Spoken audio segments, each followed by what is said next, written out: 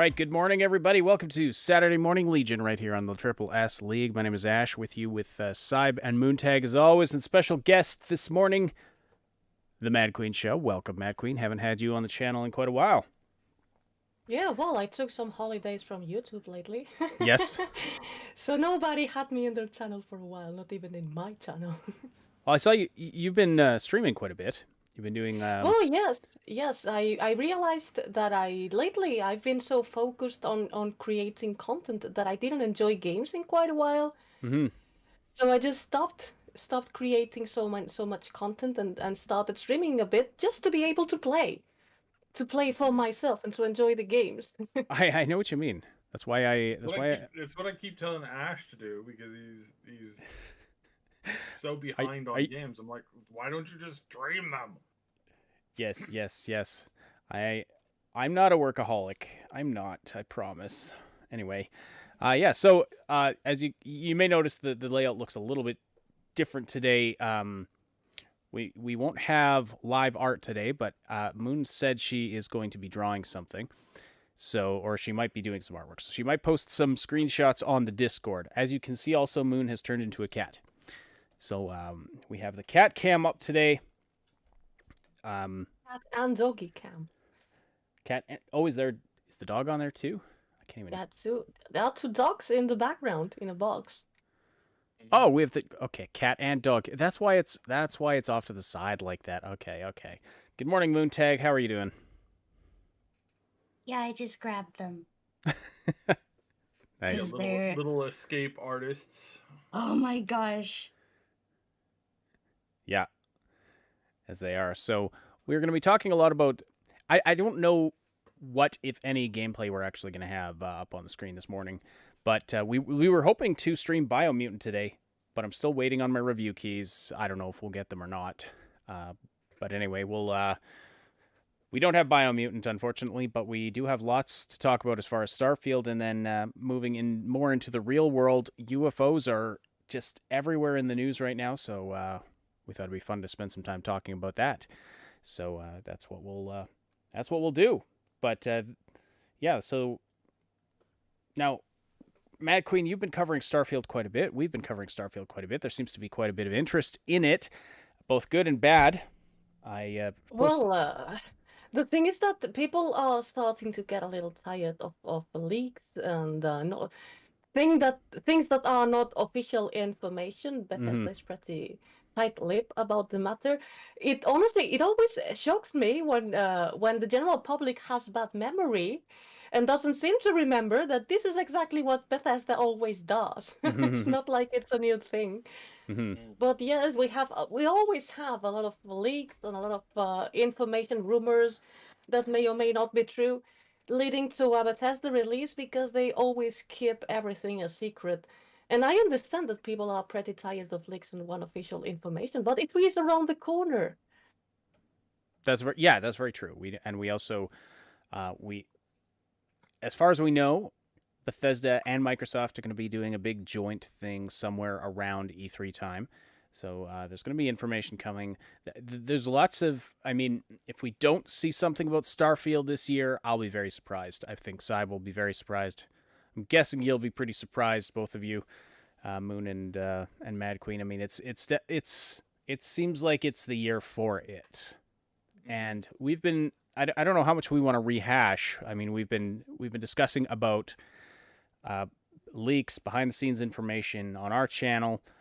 And we're going to try not to repeat ourselves too much today, but there is one very important thing that that I said on the show that I did with Max yesterday, and that is that if you think that Bethesda and Microsoft are doing a joint show or a connected show, and Microsoft paid $7.5 billion to acquire Bethesda, so that at the basically like almost a year after it was announced, and many months after it's been finalized, if you think they paid $7.5 billion to talk about two games going to the PlayStation as exclusives, and they don't have anything of substance to show for something else, Mm-hmm. you got a few things about marketing to learn. And it's really funny because like right now the all the news, and it was Mad Queen and I were talking this morning, it's like all the news that you're hearing right now is all over the place. Nobody knows what's going on. And this is, for those of you who can remember back to 20, you know, before Fallout 4 dropped, this was the exact same thing that was going on with Fallout 4. This is exactly the same thing. There was a bunch of leaks and some early like concept art, like artist concept stuff that came out, that got put out. There was some whisperings like what, 4 or 5 weeks before E3, and then E3 dropped, and then they announced the game. And I remember this back then. I was trying to find it, and there was a lot of people who, I guess, they deleted their comments on it, but there was a ton of people who came out immediately after the leaks started coming out, and they sat back and said, "Oh yeah, the leaks coming out now means that this game's going to release in the next 2 years. You know, you're going to have like at least a year or two before we're playing the next Fallout game. It's definitely not something that's coming out this year because nobody's stupid enough to, you know, come out with the game trailer and info now and then release it in like literally like what are they gonna do? Release it in the fall? What? They're crazy. Clearly they're gonna be releasing it in the spring at the absolute earliest." So many people Clearly. said that. Clearly. So many people said that. What so many people happened? doubled down on that. Right? And So- what happened? So I wouldn't count anything as official until they actually come out and say it's official. And then it's also really funny because for the one person in particular who's like shouting down rumors, this is a guy who himself made very clear that both he and his previous company that he worked with were blacklisted from Bethesda. Now, that hasn't changed as far as I've heard. So how this guy has all the answers, I really find it hard to believe. Apart from this, I believe that there is something that we shall keep in mind that is very important, and is that historically, the highest period of sales of a console, the season, the biggest season is the second Christmas after the release, which is next Christmas. Hmm. So a company like This coming Microsoft, Christmas, you mean? this coming Christmas, I mean, it's going to be the highest selling season for consoles. This year is a little bit different than the whole history of consoles because we had a plague going on for a year. I mean, this means a crisis. So go figure what is going to happen in economic terms. But on general, historically, the second Christmas has always been the biggest sales season for any console in the market ever. So we're about to reach this point. So any big game that Microsoft wants to release as an excuse to have a console selling game, it needs to be released next to Christmas or close to Christmas, like in November, which is the date which usually Bethesda release their big titles. And I have a So it feeling. would be a little weird. It would be a little weird that Microsoft spent so much money in buying a big company to have an excuse to move gamers into their own platform, to then not take advantage of the biggest selling season ever, which is the second And second Christmas. Didn't you tell me yesterday, Saib, that PlayStation has outsold the Xbox 2-1? Almost. And again, I So- wouldn't. I So wouldn't I put mean stock- that boost that they are probably going to be looking for a sales boost then as well, just as, Yeah, but just I mean- further motivation. So there is a few things wrong with that piece of information, in the sense that that is not what that's not the only thing that's going on here, and that's not even the most important thing going on. Sure, you know, console number sales are important, but there's been a global shortage.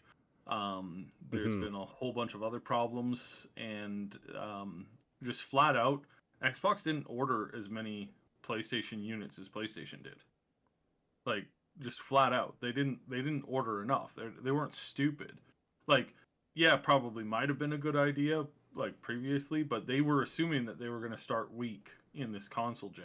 Like, they assumed that that was going to be their position, especially when they realized that they didn't have any, like, big games to go out. What they've been pushing is the pass. Game Pass, Xbox. Yeah, exactly. And this, I mean, Bethesda's titles are they're going to be a big selling point for that as well. Sunglare says, I still can't find an Xbox Series X anywhere for sale. Yeah, exactly. And the PlayStations are apparently going to be, I've been hearing they're going to be out of stock till 2022 or something crazy like that. So yes, there's definitely some global shortages. Now, blame cryptocurrency. Mm-hmm. Blame cryptocurrency? Are people using consoles to, like, are the cards on those good enough to mine crypto? No. They're buying up all of the other cards that the producers and manufacturers. Oh yeah. Yeah. Okay, I gotcha. Sorry. Durr. Coffee brain is still working on. Apparently. Still kicking in. Here, I'll just. All right. So this is something. What time is it you? for It's early in the morning. Because it's 5 p.m. for me. You're pampered over there in Europe. You get a nice leisurely evening stream. We're over here early in the morning. Anyway, okay. So let before you get away on me here, let's finish up these numbers. Yep. Excuse me. So there have been a little under 8 million PS5 consoles sold. That's as of like April numbers. So that's up. That those numbers are valid up till like mid-April-ish. Do you want to know how many Xbox Game Pass people have signed on to Xbox Game Pass since the announcement? Since April 20th.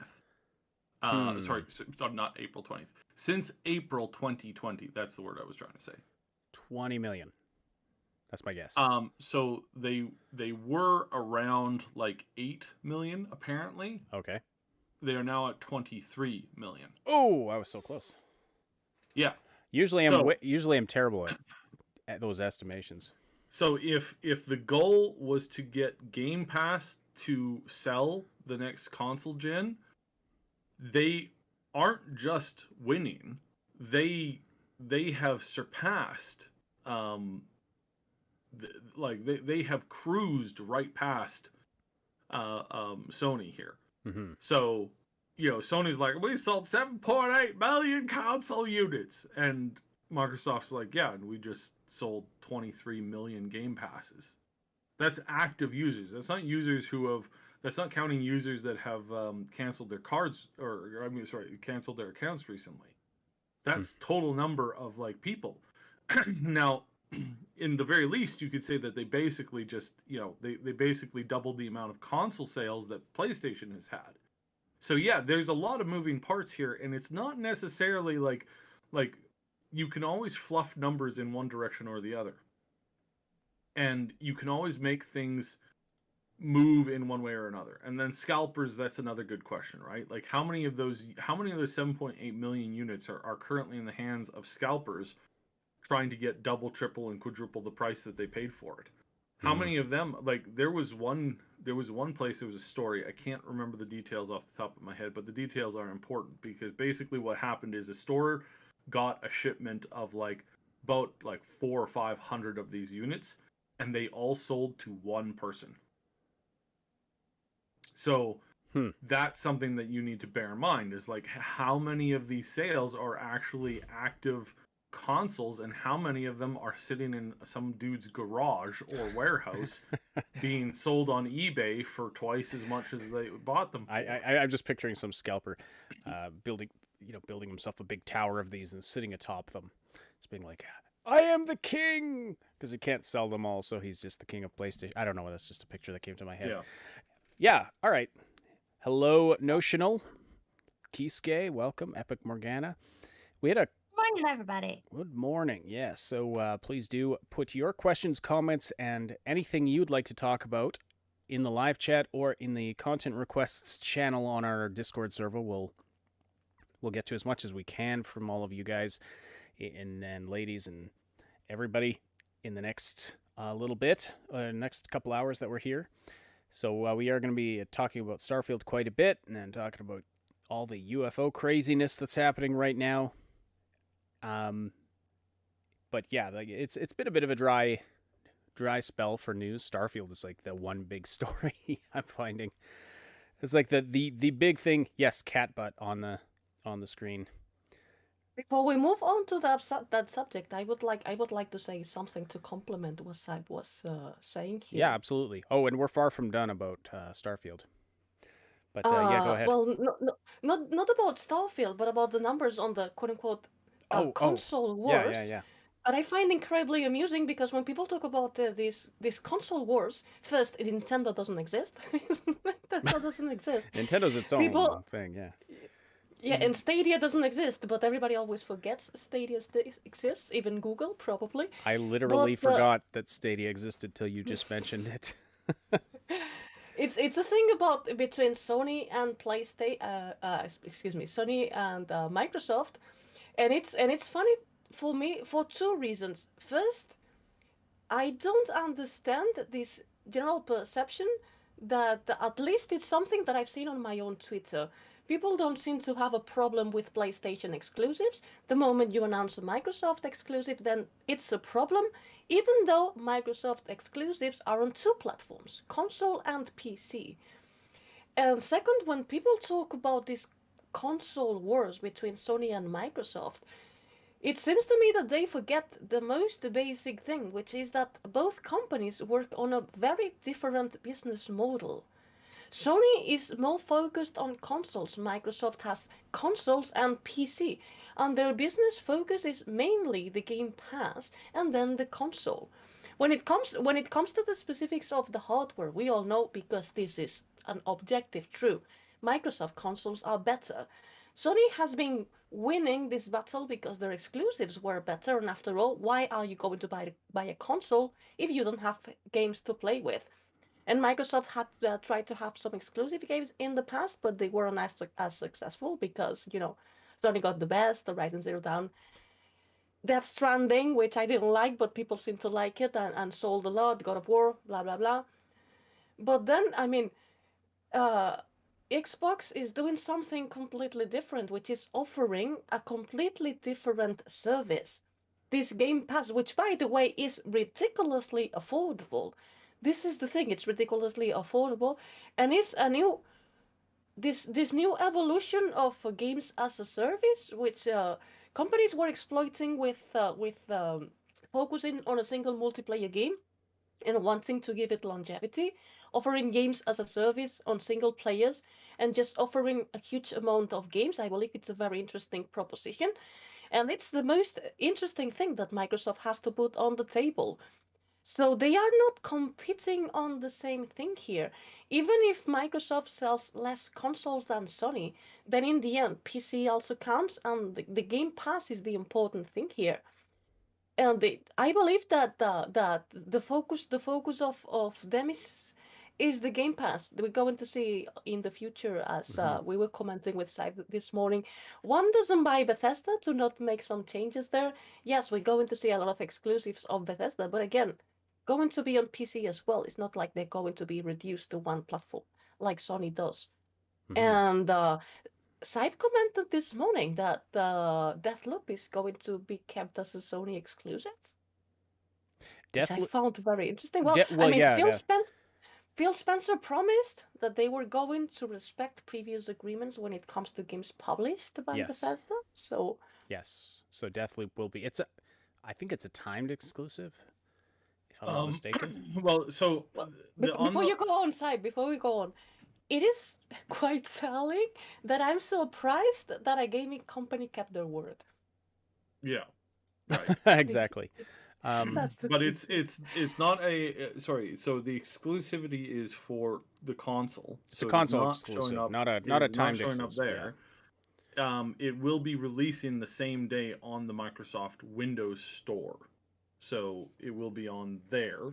And then eventually, I believe that it will come to Xbox, but we don't know exactly when. Like it probably is going to have an exclusivity of like 6 months or a year or something like that. I'll just look that up here because I believe it. Yeah, I believe I think it's a console exclusive. Like I think Deathloop is coming to Steam. Yeah, they're saying that it is to be released on September 14th, 2021 for PlayStation and Windows Store.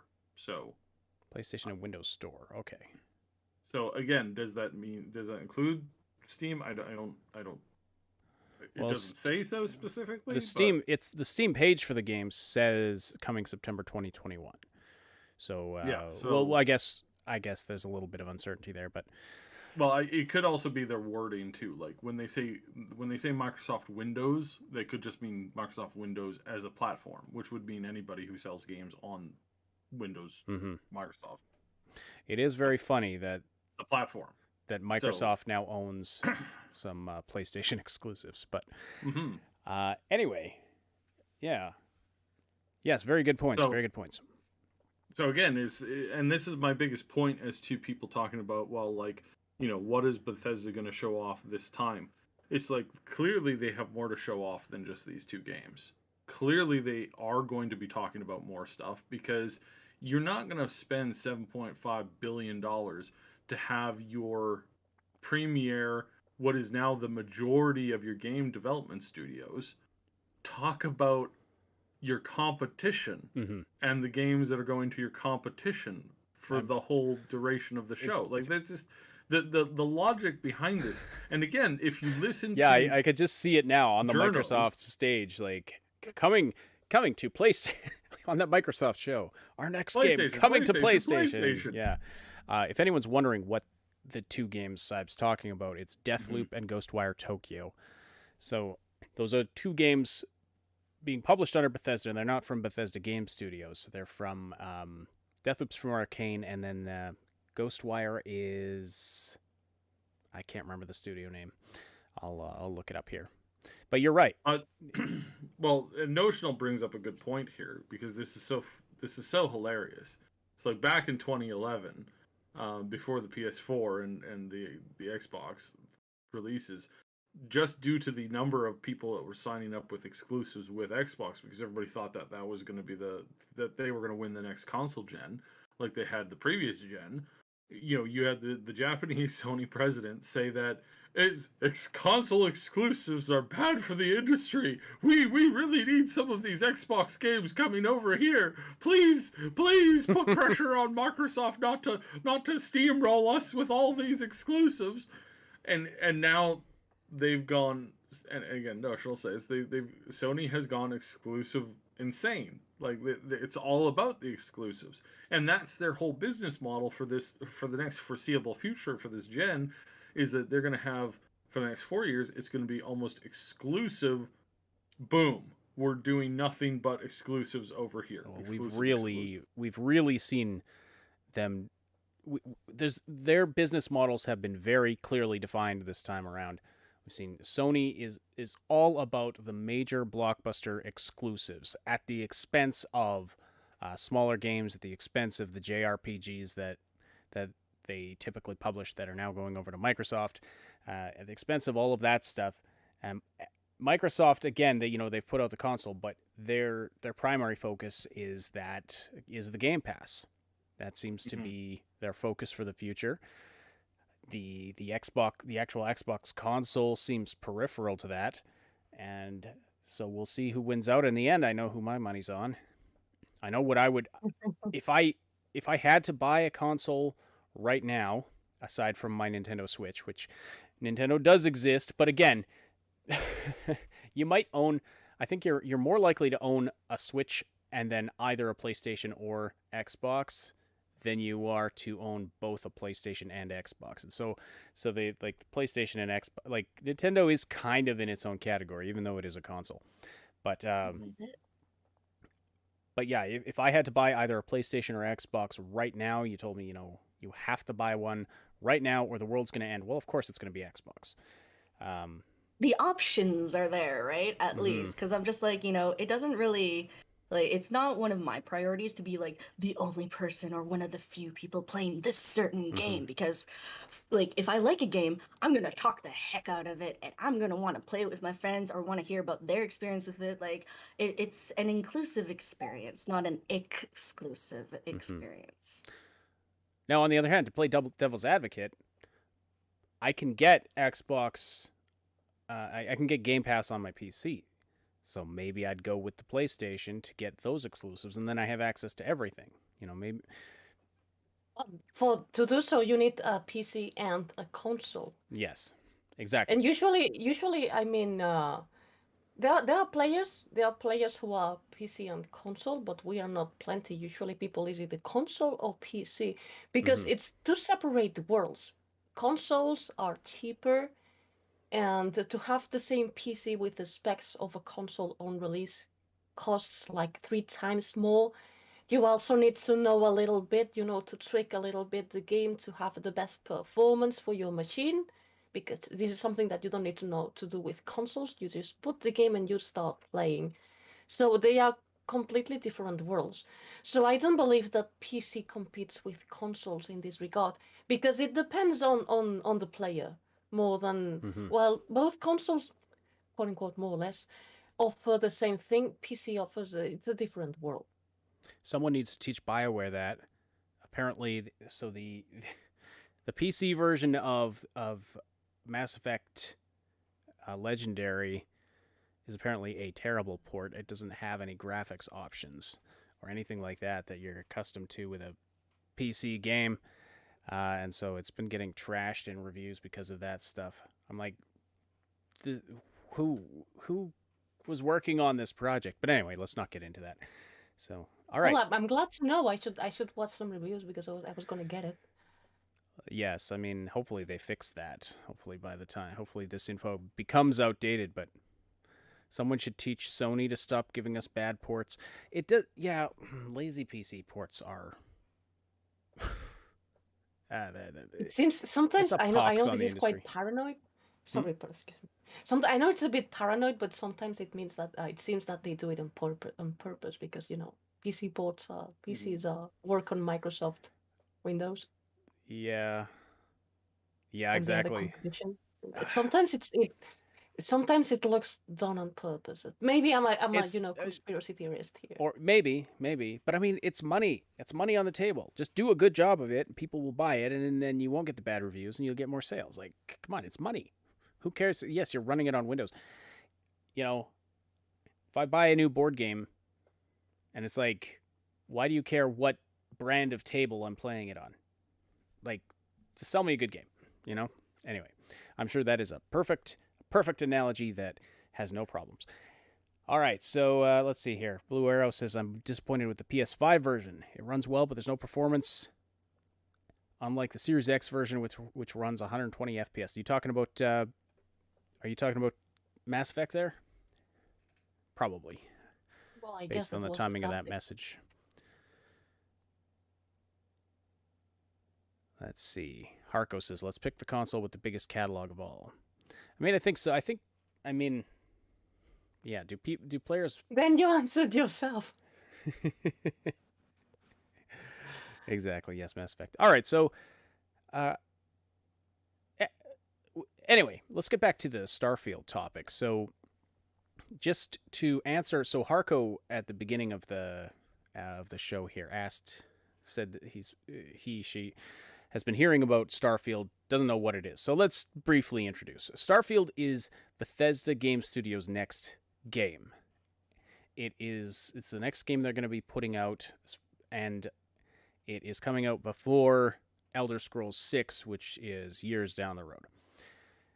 Starfield, we don't have a ton of concrete info, but there's been a lot of rumors. There's been a lot of,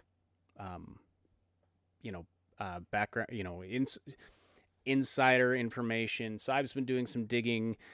Mad Queen, I know you've got some contacts as well. Not sure if you've managed to dig up anything on the inside, but there's industry insiders speaking out. There's info leaking out here and there about it. And so we know it's some sort of space sci-fi game.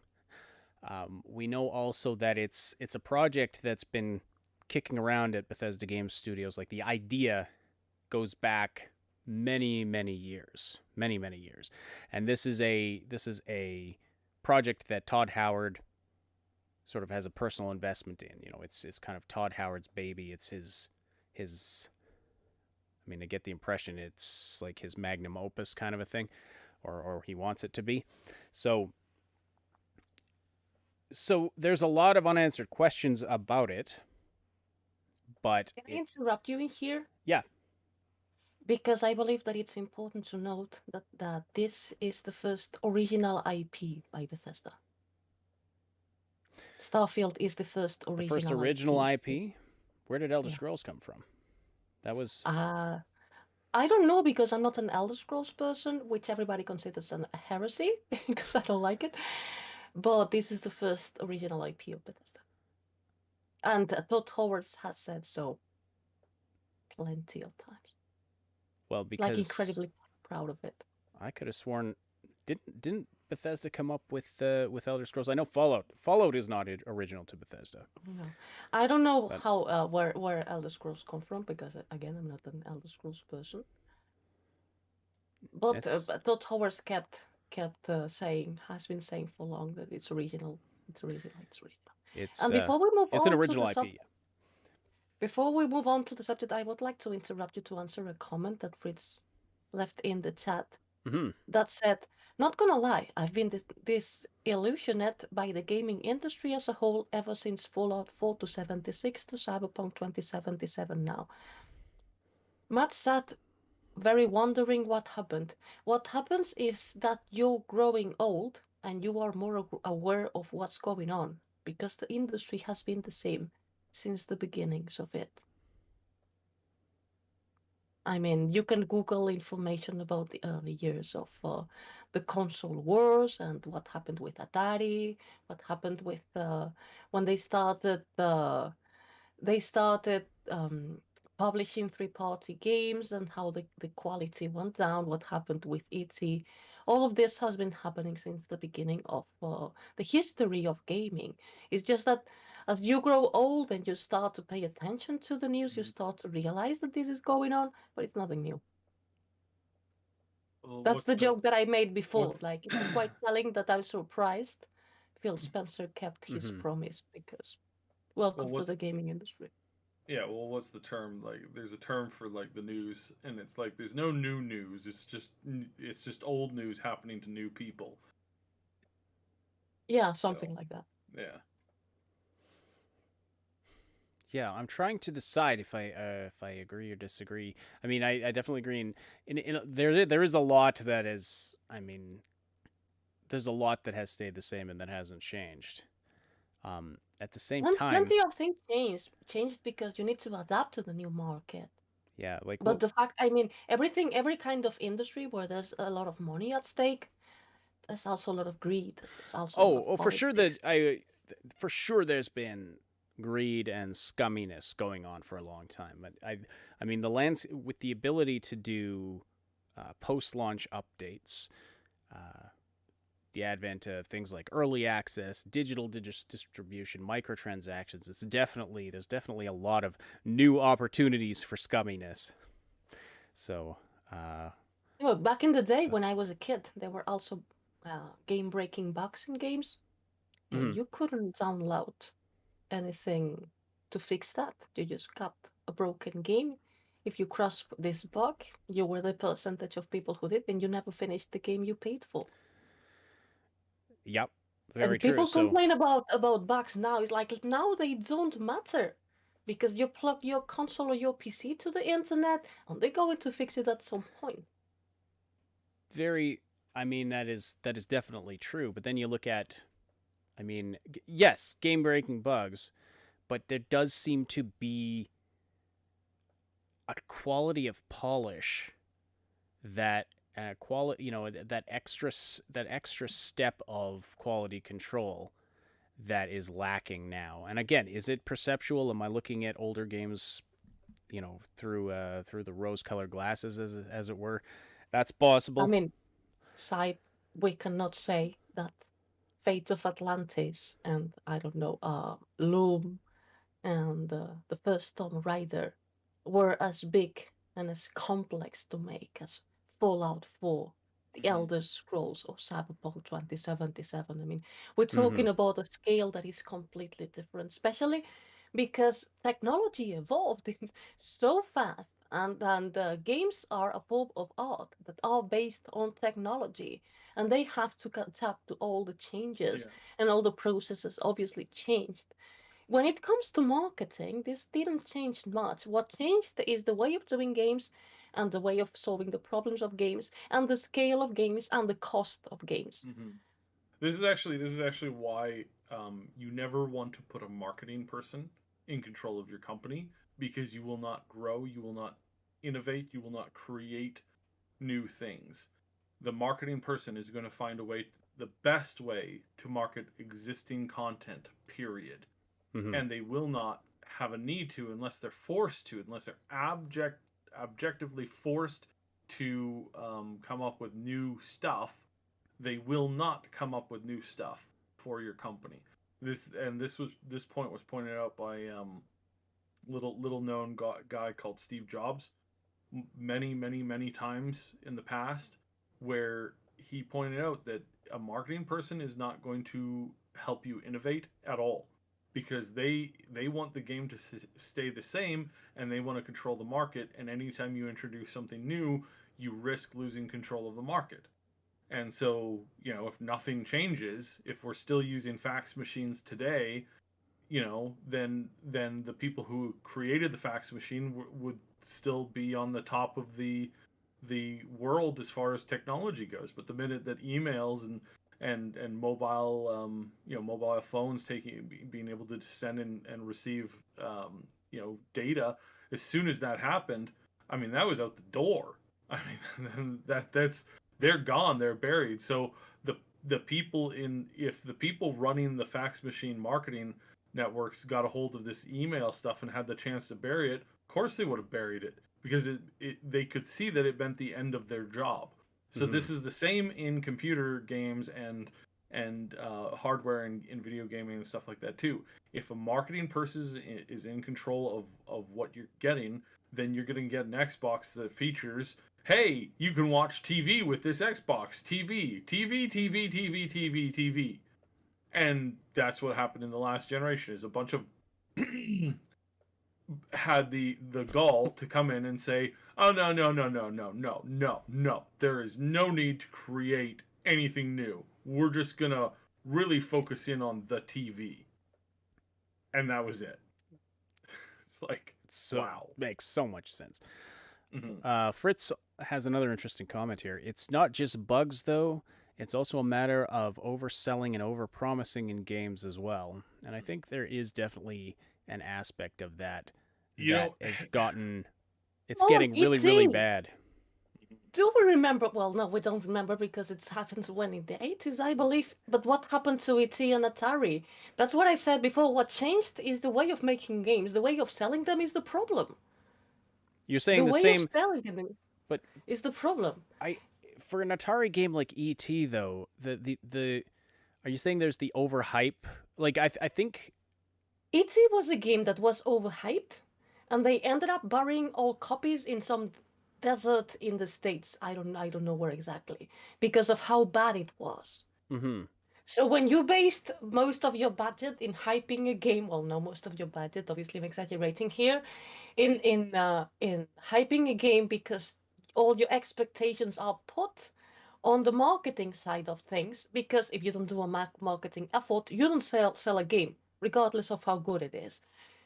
And you focus more on that than on the game, then people are going to be disappointed with the game, because you need the game to deliver. Right, but how common was that practice, though? Like, how common was that back in the days where they were sending out... There was a point where Nintendo made famous this thing of hiring developing studios to really to develop the games instead of developing them themselves, and this lowered the quality of games insanely, because their focus was, well, we are Nintendo and Sega and everybody that was on the console wars back then. We are the brand that we are. People, consumers are going to trust in us, and the name of our brand is more important than the quality of our products. So the quality of games went down. They expected to sell the same because we are Nintendo, or because we are Sega, or because we are Atari. Mm-hmm. And it's more or less the thing that is happening now. I am this studio, I have a lot of fame, and you're going to buy my game. And I'm going to put microtransactions in a single player, and I'm going to hype features that are not going to be there, and you're not going to complain. Because after all, the only thing you're going to focus on is on my great PR that said that I am this type of company and I make this type of games. This has Mm-hmm. been happening with since the origins of gaming. Mm-hmm. And I'm sure I don't have data on that, but I'm sure that even Punk was hype. Well, I mean, you have a point, and like I don't think that's wrong. But what I do think is new is the the massive like the amount of hype that happened with Cyberpunk 2077. I don't think we've seen that ever before. Like the just the sheer volume of it, and I think It was quite logical, to be honest. Honestly, the sure, hype was quite logical. First, because CD sure, Projekt Red is a company that based a lot of most of the PR in being like the saviors of gaming. We are honest, mm-hmm, transparent communication, blah blah blah. Which is something because we had very strong controversies one after the other. We had the thing with Star Wars Battle. I always confuse Battlefront with Battlefield. Battlefront. We had the problem with loot boxes on Battlefront, which is a game that was targeted for kids. We had all the things that happened at Ubisoft, and meanwhile, CD Projekt Red was that they're like, oh my god, we are the saviors of gaming, and they were hyping the game, but they weren't. The hype on the game wasn't only based on the game; it was based on the success of The Witcher 3, on how good The Witcher 3 was, and all the things that during the development of Cyberpunk happened around The Witcher. For instance, the series of Netflix starring Henry Cavill, which put The Witcher 3 in the top 10 of best-selling games of all time. mm-hmm, All this while the development of Cyberpunk. So people weren't only hyped about the game, they were all mostly hyped about the company and about the fame they had. That's why when they were caught lying, people were so incredibly disappointed. Because if AI lies to you, you say, well, okay, it's AI. That is okay. But when someone you trust lies to you, it's like in real life. If someone you don't like lies to you, you say, I was expecting that. But when a friend does, it hurts. So that's why people are so angry right now. mm-hmm, But the hype, I believe that everything that revolved around CD Projekt Red back then is what provoked the hype, and not only what revolved around them, but also the things that were happening in the gaming industry. mm-hmm. Sure. But the ability for gamers to communicate and congregate online with these, with online communities now, like there's an aspect there, like again back in the '90s when it's like, okay, what's the latest NES or Super NES game that's coming out? It was I'd talk about it with my friends at school, and that's how I would find out, And so I don't know how adult gamers, would communicate. Maybe they'd get Well, I mean, PC now gamer. Twitch. Sorry. I feel like there's with the advent of social media, there's the hype potential goes up exponentially. It's my view on it anyway. Well, I'm sorry for interrupting you before. I thought you It's were okay. done. Go ahead. Yeah. Uh, First, yeah, Twitch and YouTube play a big role in this because especially when people on this side of the camera like us get excited about something, we can very easily transmit this excitement to other people, but this already existed in the past. In the 90s, we had the LAN parties. We didn't watch E3 on the internet, but we had LAN parties that happened in big cities. And there were hundreds and sometimes even thousands of people connected to a super big LAN and playing multiplayer games and sharing games that they had for PC and sharing news about games. In the times where YouTube and Twitch weren't a thing. So it's just that the hype wasn't as public as it is nowadays, but it existed anyway. Mm-hmm. It existed for sure, just in smaller pockets, right? Like, But now we still have smaller pockets. It's just that for us, they seem like they are big pockets because we are very inside of it. but I don't see the difference between the community of Starfield and a LAN party. That, for instance, we're having a LAN party. Usually, do you know what a LAN party is? When I Because I'm I talking remember about it, those. like, I was at some LAN parties. I in the 90s I was My very goodness, they young, were so so long ago. I actually never got I had invited. LAN parties were usually an organizer rented a space, a very big space for people to have to go with their computers there. And we're talking about hundreds of people connected at the same time with huge LANs. And sometimes those parties were organized they lasted for like 2 or 3 days minimum. And they sometimes were scheduled in several cities at the same time. So you have big screens with cams that were showing you the same LAN party in, for instance, in New York, in Los Angeles, in London, at the same time in Barcelona, in Madrid, in Paris.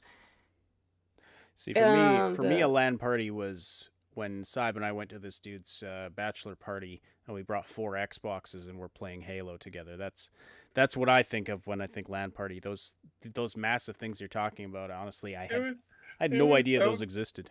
it was so funny because I got so into it, and I got a killing streak of like 12 or 15 or something like that. And they're like, "Who's this person? Who is killing us all?" And I'm like, "Oh, I am way better at this game than most people." Right, I forgot about that. At Halo 1. So Yeah, the Halo 1 back in the day. But well, we uh, see the internet now, and the mhm. marketing is done on the internet. But back in the day, Well, in these massive LAN parties that were like some sort of E3 but cheaper. mhm. And you had a lot of developers and a lot of publishers that were explaining about their games, and companies that were creating other things for gaming, like mouses and such, were also talking about it. You had people that companies that offered services of internet connection talking about those services. So it was like some sort of interactive E3 felt with a lot of people.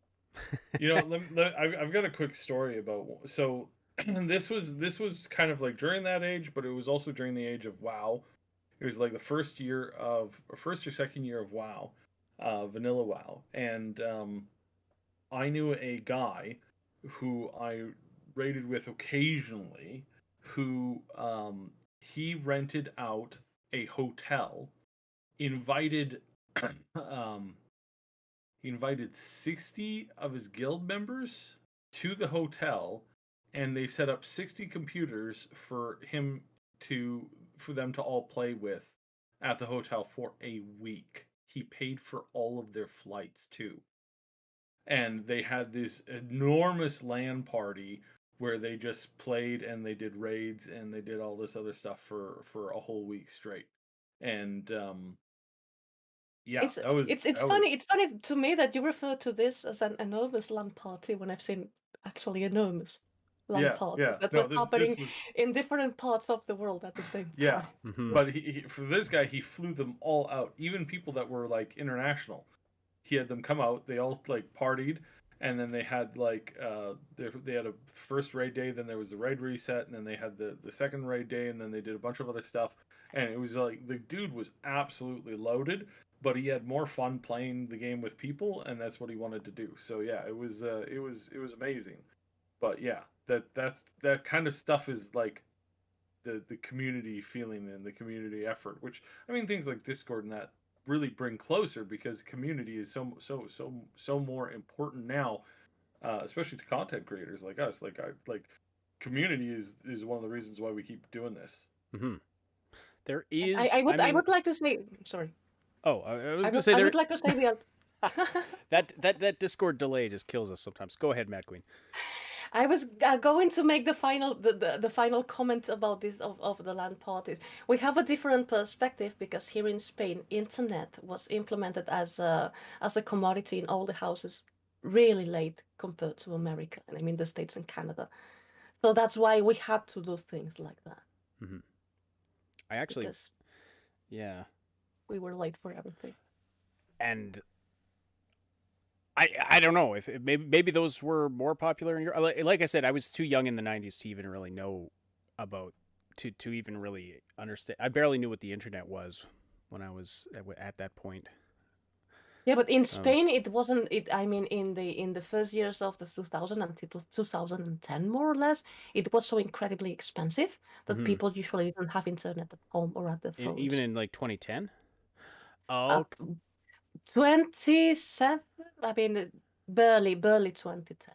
Oh, okay. So yeah, that would make a huge difference then, because by 2010, I mean, high-speed internet was pretty standard for most people here in And Canada. not in here. So if we wanted to, Yeah. play multiplayer games, we had to put a lot of people together, and then some people were smart and created cons that were Yeah, the LAN parties were some kind of cons here. that's very interesting. Yeah, Arturo is asking about Moon's drawing. So we don't have Moon's drawing live. She had some issues with her mirroring program. Also, we've got Mad Queen up where the artwork usually is. So Moon, if she said if she is working on some artwork this morning, she'll post some screenshots on the Discord server. So Exactly. I'll be posting it in Creator Gallery when I have something going on here. Mm-hmm. And we have some of the artwork from the past couple of weeks has been completed, and then so there's some high-res versions up for patrons on our Patreon site. You can check that out if you're interested. Any level of patron gets access to high-res versions of Moon's artwork. We're going to be posting more of that as we go along here. Yeah, and if you follow us on like Instagram as well, or like even like their Facebook group, I'll be posting updates on there as well. Mm-hmm. All right, so Starfield, which we've barely talked about. Yeah, before we go on, if you don't mind, I'd like to answer a question that is addressed directly to me on the comments, because Reed says, "Mad Queen hacking games in those internet cafes." Well, yeah, that's basically what we do. We shared films, we shared music, we shared programs because we didn't have internet. We didn't have internet with enough speed to do all that. So it's like a Discord server, but you'd actually get together in a location. And you went with your PC and a lot of CDs, and you were exchanging, or a lot of hard drives, and you were exchanging things with people. Wow. Huh. See, yeah, just completely different worlds we live in, Mad Queen. Completely different worlds. So, anyway, so yeah, Starfield, next game from Bethesda. So, this kind of, I mean, we can kind of piggyback off of this. So, Bethesda has been, they've definitely had their problems. And Fallout 76, as Todd Howard admitted, there's almost nothing they didn't completely screw up with Fallout 76. But one thing that they are doing right, that I will give them credit for, or that they have done right, is they do their announcements relatively close to the actual game release. I like that about Bethesda. Well, okay, for their Bethesda game studios. Like some of their peripheral studios, it's not the same. Like we've known about Deathloop and Ghostwire and various other games for a long time. But as far as like Fallout 4, yeah, it was 5 months? They announced it in the summer at E3 time, and then it was out in November. Am I remembering that correctly? And so we're anticipating something very similar for Starfield. There has been this drip of leaks and info, but they're being very tight-lipped about it. And as Saib has said before, he's got contacts in various studios throughout the industry, but Bethesda is like Fort Knox to try and get info out of. It's also why I have such a hard time believing other people that talk about Bethesda stuff. Has there been Bethesda leaks? Yes. Has there been? Is there always Bethesda? Like you get some of this artwork released, right? Like that's the biggest leak that gets out, and stuff like that is harder to get out. There's also been some script portions that have leaked before here and there. Again, nothing major. Like nothing like an interview with a dev, spilling everything. Like that stuff doesn't happen when it comes to Bethesda. It really just doesn't. And part of that reason is that they are an incredibly small studio for what they actually make, and I think for more than like 50% of them.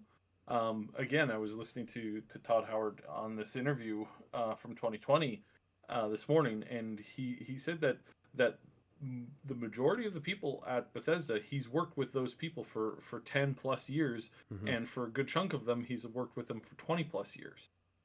You're not going to get information out of a ship that's run that tight. So that's why whenever there's leaks, whenever there's stuff, I always caution against it, and I'm very upfront about any kind of leaks that I have about Bethesda is like it's oftentimes technical only because of that technical information getting out, because of just the nature of technical data and having to share certain things and stuff like that. But when it comes to like the heart and soul of the operation, anytime somebody's like, "Oh yeah, I got a contact at Bethesda, and they told me this and that," and it's like you immediately mark that as extremely unbelievable, because again, this studio is a family, and this family is very tight. There's something that you are not taking into consideration, Obsidian. Yeah. And is that leaks done on purpose? Yes. Well, that was the I was gonna lead with this next. It's like the other kind of leaks that you get from Bethesda are things that are put out on purpose, and we certainly saw a lot of that when you look back at it now. With Fallout 4, there was a lot of that going on, and I suspect again here with some of these leaks right now, the fact that a whole bunch of people are running with them and Bethesda has not called their lawyers. That's a little fishy, don't you think? Don't you think it's weird? What's Don't their you think history it's with bizarre? Have they litigation? Very well. I mean, okay, They- so about they leaks always had- specifically? They anyway. always had these types of leaks so close to a big release, and they never done anything about them. yeah, They acted like they didn't exist. And the good thing about leaks is that they don't commit the company. They are not promises because they are not official. But Yeah. they're kind of a way of building excitement without now coming out as and Because making we all far as know yeah, we all know that the development of a game is something that changes a lot. So you cannot be making promises about features of the game 2 years, 3 years before release, because this can change. And leaks is something that allows you to give some information to the gamers without giving a lot, with them understanding that it may or it may not be true. So then, when the real thing is shown, they are not disappointed. So leaks on purpose, I believe that they are a very good marketing tool. His funky calls back to that one hilarious thing. So thanks to our partner at Walmart Canada, we are announcing Rage 2. Yes, that was a very funny moment. All right, let's see here. so yeah, just like as far as the litigation stuff, ZeniMax was almost entirely a group of lawyers. Of lawyers who didn't practice lawyering because they were running ZeniMax. They loved to litigate. Sure. Because it allowed them to stretch their lawyer legs, and it's how they got the Fallout IP. It's how they got dealt with a bunch of other stuff. The people at ZeniMax really liked to aggressively sue people when they were given the chance to. Did they go after leaks, though? You got to remember, they this is the same company who tried to again, ZeniMax, not Bethesda. ZeniMax tried to copyright the word scrolls, right? They tried to do a whole bunch of stuff. That was them. That wasn't Bethesda. Bethesda's not a bunch of lawyers. ZeniMax was, and aggressive lawyers at that. And again, is that a good hustle? Is it not? Like, what's going on there? And it's like, whatever, man, right? Like, it's like some people, they overly protect their assets. Some people don't, and you get all kinds of stuff with it. They're not as bad as 2K, that's for sure. But I don't believe anybody. People talk about AI like they were the worst. It's like, hello, this in a world where 2K exists. Yeah. Oh, 2K is... 2K will go after anybody for anything that they believe is even remotely close to infringing on their thing, even so much as I don't want to get into it because like they will literally go They're after very anybody bad. for anybody. It's and just like ZeniMax, ZeniMax had a famous lawsuit. Couple of 2K lawsuits have been similar to this, where they lost on the first court, on the second court, on the third court. Every single time they took it, they lost. But the punishment wasn't the success of the litigation. It was the punishment was the litigation. Yeah, having every to defend time yourself in court. Every time that they lost a case and you celebrated, you went home, you were immediately greeted by somebody else handing you another thing saying that you're being sued for another reason. And this is probably one of the worst things about the American legal system is that if you have the time and the money, you can ruin somebody. You can ruin another company. You can hold them up almost indefinitely until you get to the Supreme Court. But that's where this thing backfires. Because if you ever do, if you are a company that loves litigation and you love ripping down the small guy and you just keep on harping and harping and harping and harping on them, if you chase far enough, you will eventually run yourself off a cliff. Because if you have that reputation, you've lost every court case, and then you show up and say like the Supreme Court and they rule against you, expect to lose like 90 to 150% of what you own. Which means that you're in debt for the rest of your life, most likely. So again, it's kind of like this catch-22, right? It's like it's easy to sue people in the States. It's easy to get justice when you're suing somebody, either even if you're not in the States, if you're suing somebody from outside the States. A famous YouTuber just went through this. Somebody was aggressively harassing them. He took them to court in America from the UK, and he won hands down, and then he won again when they just didn't give it up. So it's like you have to be very, very careful like how you do that. So again, it's a catch-22 because it's both a good system and a bad system at the same time. And I mean, well, it's better than, having a military tribunal decide all of your fate, right? Like that's kind of the worst case scenario that exists in many countries today. So you win some, you lose some. It's kind of all over the place. But yeah, no, 2K is brutal. Mm-hmm. They are brutal and rude and yeah, other stuff. So, sorry, We've been here for more than an hour in a stream about Starfield, and we didn't talk about Starfield yet. We've talked. Well, I mean, there's been some interesting stuff, but yeah, we should definitely get back to it here. And so Tank Ferret asks, the real question regarding Starfield is how many years of modding will it take to turn it into a truly viable game? And Mad Queen, you responded with, "Oh, you're going to love today's news." Okay, with that kind of a teaser, you'd better start spilling. Well, I believe that Saif is going to explain it better than me because I don't have the English vocabulary to talk about technical things. So where do we want to start? So we've covered the. Are we going to cover the engine? I posted a video yesterday from our clip from our live stream about we'll just highlight the that. engine. Yeah, check out that engine talk. Basically, as I keep digging into this, I'm starting to discover more and more that the engine info that we have is basically correct. Even looking at this 2020 interview and going over it with a fine-tooth comb, Todd Howard, you have to really watch what he says because, like most people, he's fallible, and he lies on certain things because he has to, because it's like a legal requirement, right? Like he can't just tell the truth.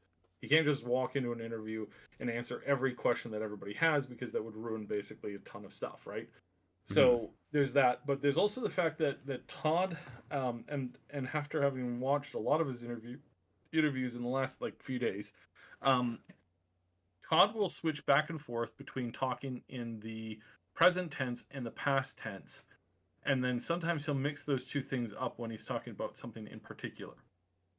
So he says that we have a great company that supported us when we were working on this thing, and it's really great to have that support when you're making decisions that are similar to that, and that we're making decisions that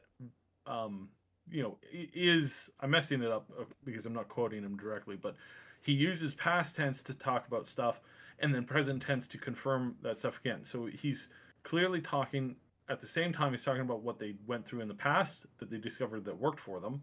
And then they're using that same system here today on the stuff that they're working on today. So with that kind of like confirmation, then you can kind of look at some of his stuff and you can kind of like realize that, okay, if he's talking both past and present tense when he's talking about some stuff, so that when he says something like, we are never going to show a game off years before it's finished, because what we want to do is we want to show the game as it is to as many people, and we learned our lesson from not doing that. He's talking about 76. He's talking about some of the other titles that they've had some difficulty in the past with, and he talks about how those were hard lessons and lessons that they don't ever want to have to be, make a repeat of. Mm-hmm. So that is very, very interesting, because basically what this means is that he's not interested in doing demos and preview stuff. Like a demo of like an actual gameplay, like a teaser is one thing. A demo is like, here's what we're working on, here's what the game looks like, and then 2 years later a bunch of that stuff has changed. He's never going to do that. I really don't think, as long as he's making the decisions for this stuff, that is never ever going to happen. They're never going to show off a game and then 18 months later release the game. Like, that is just not going to happen. He's not going to show mechanics and systems and gameplay from a build that's over a year away from being released. That's just not going to happen. So whatever we're going to get for Starfield coming down the line here is not going to be that. If we get that, if you start to see a demo and he's going through the systems and he's talking about how this is cool and that's cool and he's showing stuff off, be ready to be like guaranteed you're going to be playing this game within 6 months. Like, no bones about it. If he's showing that, if he starts with showing that, expect the game to be released that within the next like few months. If he's I not thought we were showing going that, to start with the discussion a little bit about the engine news and then go to the release date. Yeah, You sorry, were- I the thing started backwards. escalated quickly.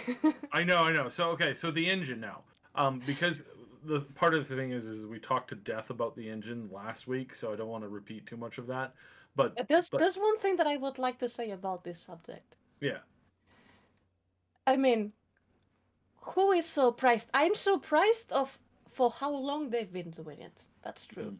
But who is surprised that Microsoft put a hand on Bethesda's engine? I mean, that at least for me, it was the most obvious thing when it was announced, the merge between Bethesda and Microsoft. Oh my God, Microsoft, the technology to improve the engine. Finally, we've been having the same box since Morrowind. This has always been the biggest complaint when it comes to Bethesda's games, obviously developed, not published, that the engine is so old. It needs such a big overhaul because their games are massive that let go figure how they're going to do it. So the moment this merge was announced, I don't understand how was it possible that not plenty of people was shouting so excited about what does this mean in terms of technology? Because if something Microsoft knows about is software. Yeah, well, for sure. And I think, and then we have been talking about how it looks like they were they got involved a lot earlier than expected. And did you want to say something about that, Saib? sorry, say that again.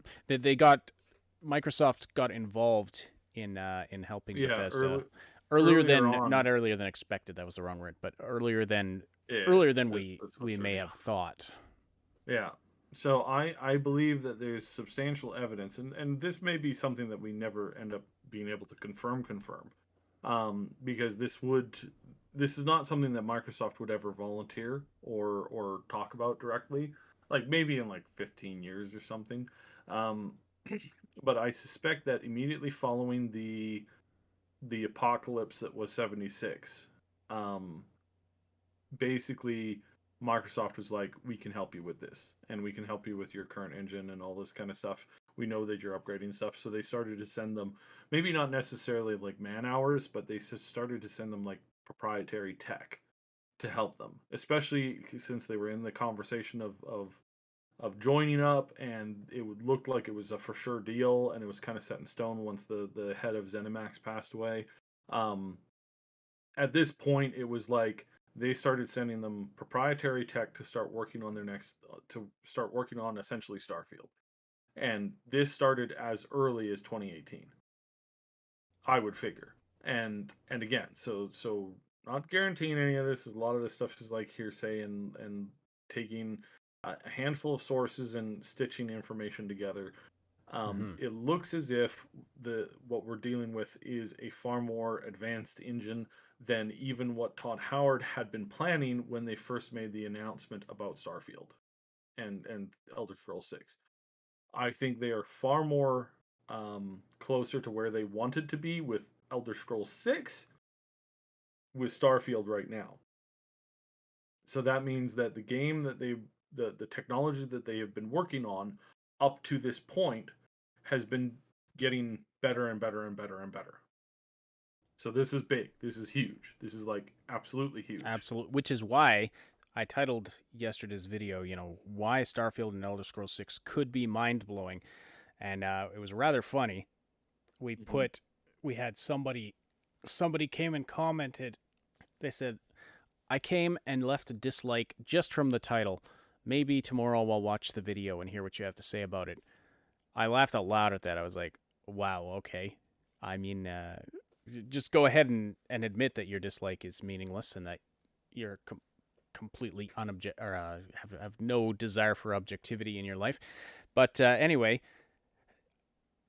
it could be mind-blowing. As I didn't say these will be the best games in the universe. They might be crap. We don't know. We just we don't know yet. But we've seen some hints of the directions that that Bethesda was taking their technology a couple of years ago. They put out sort of you remember around the time that it was announced that Skyrim Granny is going to be an NPC in Elder Scrolls 6. They also showed us some hints of what they're working on for their engine, and that was pretty impressive at the time. Now, I mean, if Microsoft's been backing them, supplying them with some tech, supplying them with some help in that direction, then yes, we could see some truly mind-blowing stuff from these engines. Now, if they focus on bug squashing, if they improve some stuff, these could be like you look at Skyrim and what modders are able to do with it. And this is one of the big points we made, or that you made, Cyb, on our Tuesday podcast, which I then clipped into the video that I posted yesterday, which is that the flexibility, what you can do with the engine with very little technical knowledge is massive. I mean, it's hand and fist above most other engines, because you look at the flexibility of games like Fallout and Skyrim with mods and with what people can do with it, how much content people can create in a short period of time. They can create these massive DLC-sized mods just in their basement for fun as a hobby. There's not a ton of other games out there that you have that kind of thing happening. There's lots of games that get modded, but with these massive story mods that they're able to put together relatively quickly, I mean, that's where Bethesda's engine really shines, and that's the point you were making. It's one of the points you were making. So if you take Bethesda's current creation engine and expand it to what it should be, and so they're putting out, if they put out games that are not, buggy and that get fixed by modders, but if they actually, if they actually put that level of polish on it from the beginning, and if it goes beyond, where you can. I also forgot to mention that while I was listening to Todd Howard today, there was this tiny little line that seems everybody else has kind of missed, or not missed. It's not huge info. He also, when he was talking about 76, he said that modders are integral to what they're working on, and they have lots of exciting plans, especially for the modders, especially around 76. But he couldn't get into it. Basically, is summarizing what he said. So apparently, they are going to be encouraging and rewarding mod content when it comes to 76, probably once they're done setting up the world, because right now what they're doing with the DLC is they're setting up the universe and the world within Fallout 76 to fill out the missing content that was there on release, right? Because there was next to no story content, there was next to no player content, there was next to no nothing. It was all just empty, lonely, depressing. Ugh, remembering it makes me sad. But then suddenly, like they changed their mind on it. Obviously, they've started to tell more story about it, and quite clearly, even though Maryland's not involved, they're interested in supporting and encouraging the modding culture when it comes to their game.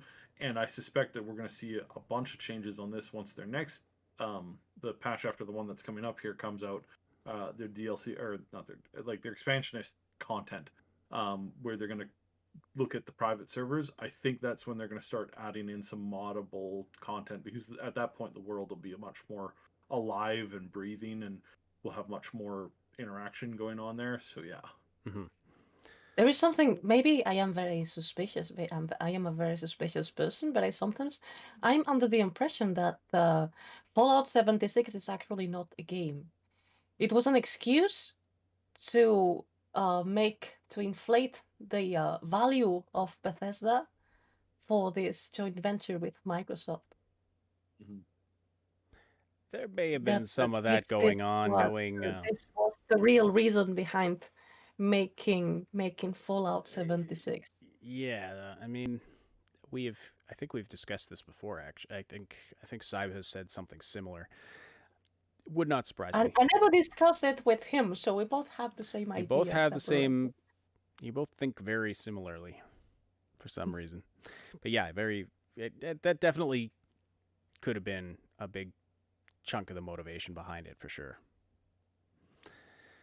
But yeah, I mean, personally, for me, the thing that of Microsoft not taking the wheel, but taking an important chunk of the workload when it comes to redoing the engine that Bethesda was using, I believe that this is the most important news on Starfield so far, honestly. And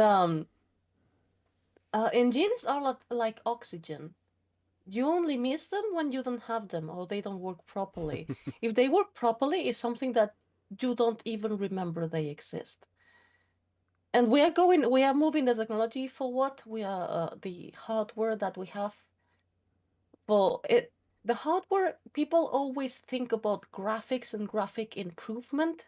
This is not the most important thing. There are plenty of mechanics that also depend on the hardware and have nothing to do with graphics, although, graphics usually are very heavy. But management of crowds, for instance, which is something that is very resources intensive when it comes to playing games. And someone was commenting that on the comments. The revolution will be the logic engine, NPC living their lives, etc., etc. Well, yes, this is very resources intensive. Absolutely. It's not only that they have the logic, that they have the behavior is properly programmed. The more NPCs you put, the more graphic power you need. I have a funny story to add to this that reminded me of something I read the other day. So, I don't know how many of you play Sims. It's a game that I get into every so often, but I because it gets too complicated, I just kind of drop it. But I saw somebody wrote a story where they're like, I wanted some drama, so I made my Sims character's sister sleep with her baby daddy, and then she made a really sad artwork. And I was like, oh my goodness.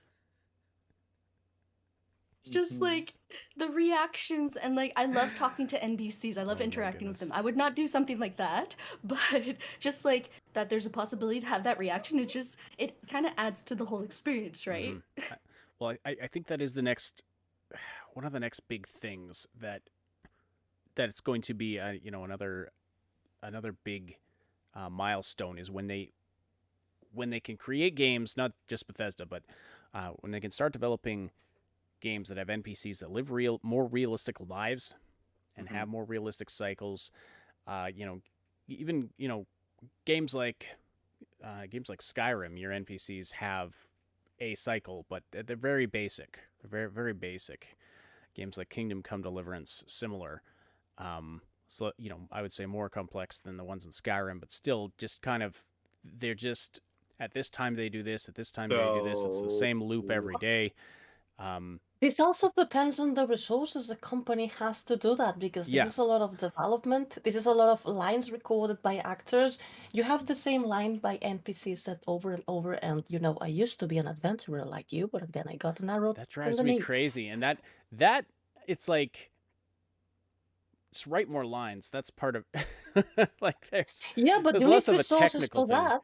Yeah, I Because mean it's true. obviously you need to focus on the main So, story, and you need to focus on the so main quest, and then the secondary quest. You cannot be focusing so much on the lives of NPCs. You need to create a way to generate this what's the word in English?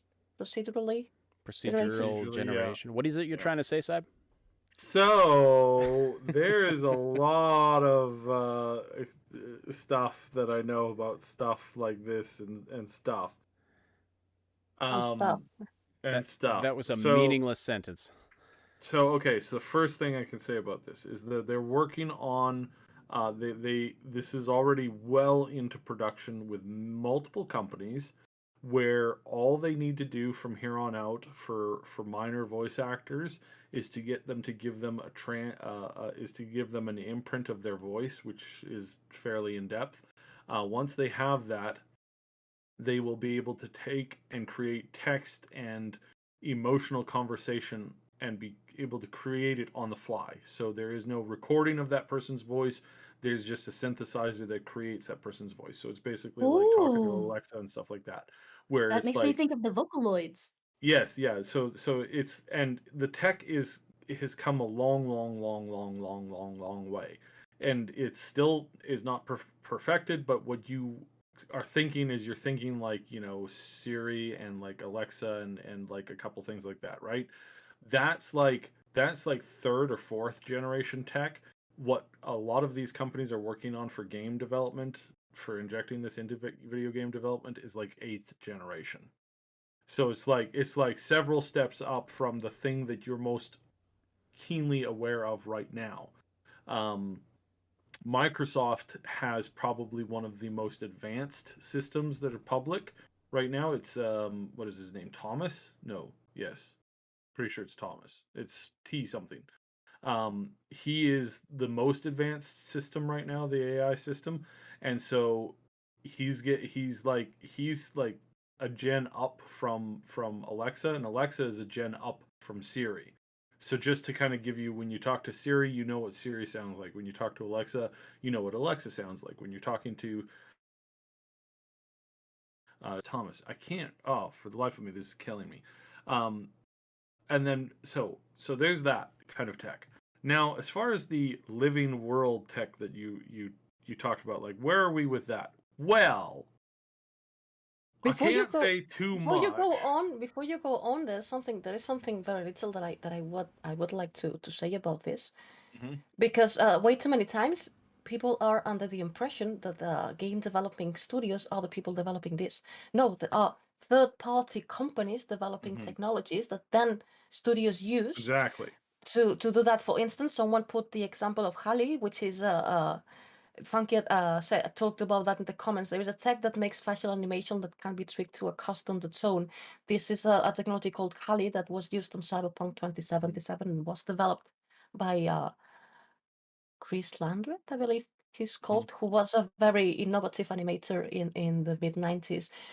But this technology is developed by companies that don't develop games. Then Exactly. the developers license this technology and use them in the game. So Bethesda shouldn't have to create these loops of animation. A third-party company can do them. Mhm. Please, Sam, So go on. for example, what Mad Queen is saying right there, the best example that I can talk about because this is public info, is if you have Grammarly and you're on Twitter and you have Grammarly and turned on for your Twitter usage, you would type out a little thing and it will immediately tell you what the emotionality of that sentence is. Is it inspiring? Is it sad? Is it angry? Is it to the point? Like all that kind of stuff. Again, this is for, like in some cases it's first, second generation tech that other people are working on like third or fourth generation tech for this already. This is the wonderful thing about technologies is sometimes it moves so fast that in the case of Elon Musk's rockets, the by the time they launch one, two generations they're already two generations ahead on that rocket. So they're not building the next rocket in that they're not building, if they launch point 0.5, they're not launching point 0.6 on the next launch. They're actually launching point 0.9 or 10. And then, so on and so on and so on. So yeah, stuff like that's crazy. So the thing, let's see, how can I let's say a military wanted to model the effects and emotionality of an entire city of people, to know or to assume how many would, engage in armed rebellion or whatever. Um, word that starts with T. How many of those people would be, encouraged to? How many, who exactly would be, interested in doing that? Well, in order to find that out, and if you were wanting to use that information to turn that into a video game, that'd be some pretty awesome tech. But you need literally everybody to carry around a small device that records what they say constantly, and they're constantly putting like thoughts and opinions into like on a regular basis, both public and private. So like public tweets versus like private DMs or text messages, or some kind of secret way that this technological device would send a message from one person to another person, and that would be considered private. If you somehow were able to map that into an AI system that could then take like the last like 5 years of history of like an entire city or country of everybody doing this nonstop, then you could then take that and essentially create a map that would give you a game world with players that had lives and content, and they had real reactions to stuff going around them on a constant basis.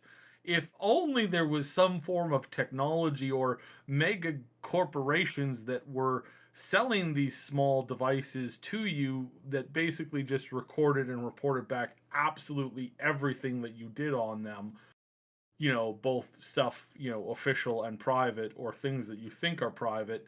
And they somehow were able to build that into an AI archetype system that could then basically tell you when you had to poop before you knew that you had to poop. If only there were some big mega corporations that were investing in technology like this, and then if there were other corporations and companies, mega corporations that, I don't know, made like an operating system for a phone or computer, maybe a computer system that could then take that information and utilize that to create amazingly in-depth worlds, and then put that into video games in a future state. Yeah. Yeah, if only something like that actually If only existed. something like that actually Let me existed. Not let me tinfoily at tell all. you about an application about an application of reading emotions. That is something that I learned. Maybe I don't remember when was I working about this, but I discovered a company that is property of Tencent, by the way, which what they did was product where they were specialized in product placement in series and films. So the thing about product placement is that it needs to be localized because not all the same products are sold in the States and in Spain, for instance. So what the technology did was you put there a series or a film, and they could understand the emotionality behind this scene, and then replace automatically the products and suggest products in their catalog to be included into that scene. And it was pretty scary to look at the demos they had, because it was amazing. For instance, they could take scenes and understand that this was a romantic scene, and that for instance, alcohol could be involved. So the program would suggest that you include alcoholic drinks in this scene that were sold in the part of the world where the series was being shown.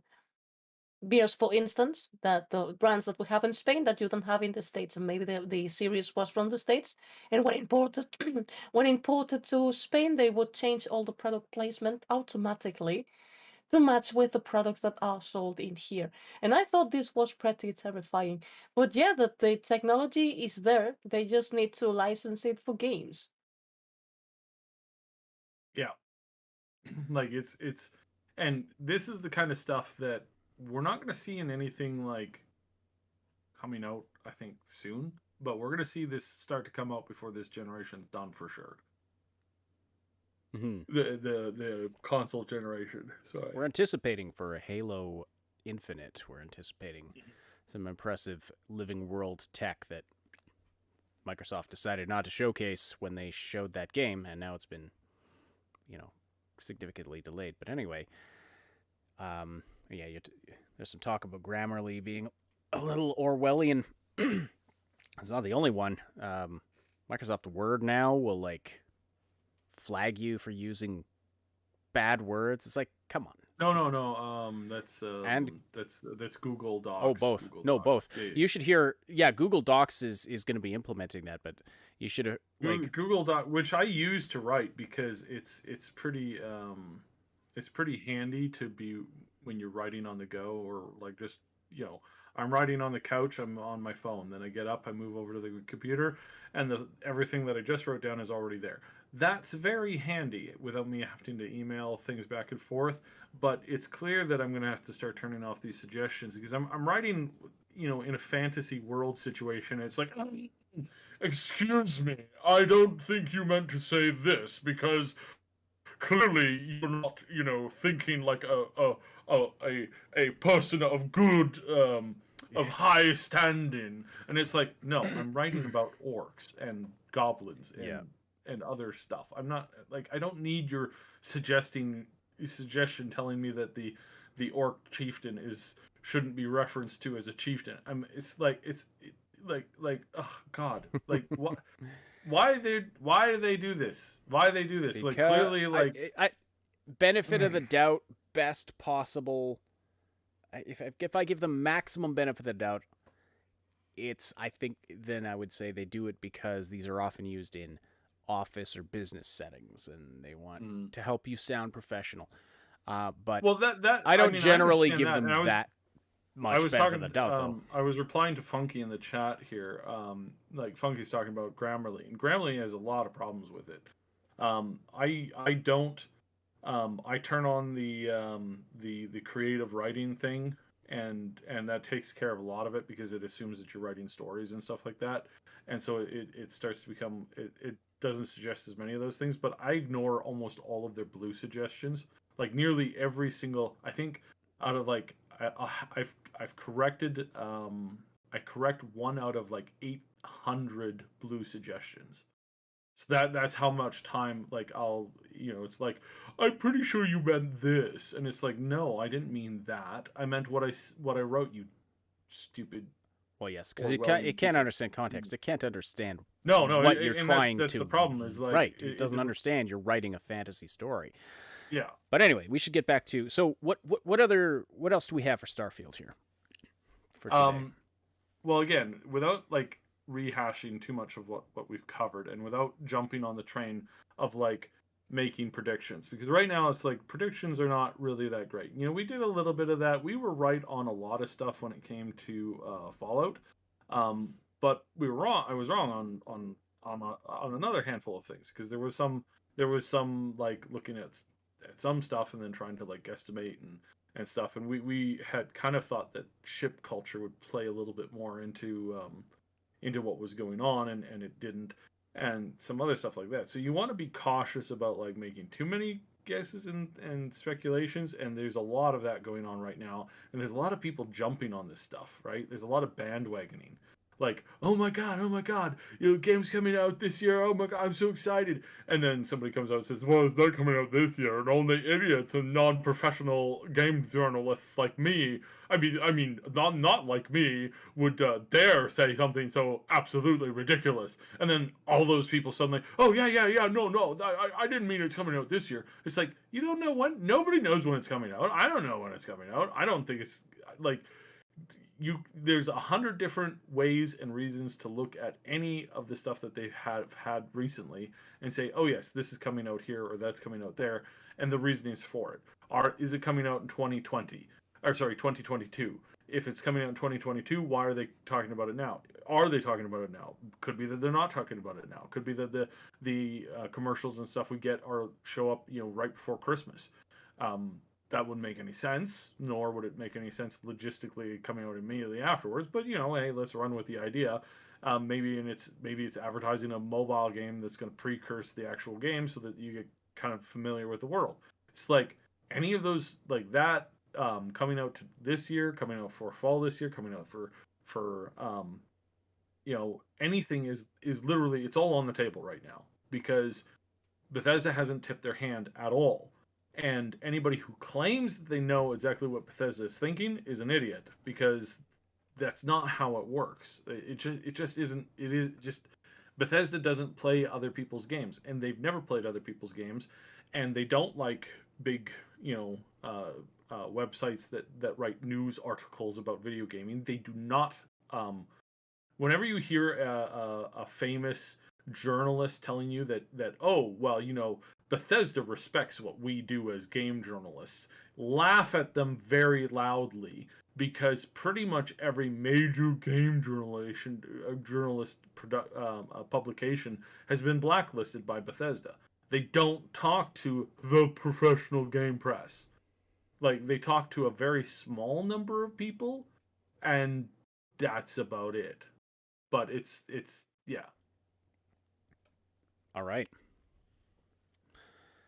So and I mean, it's just so right now we can't assume much. We can assume a very small amount of stuff coming from stuff that we're seeing, but like the big thing is to not jump down on it one way or the other.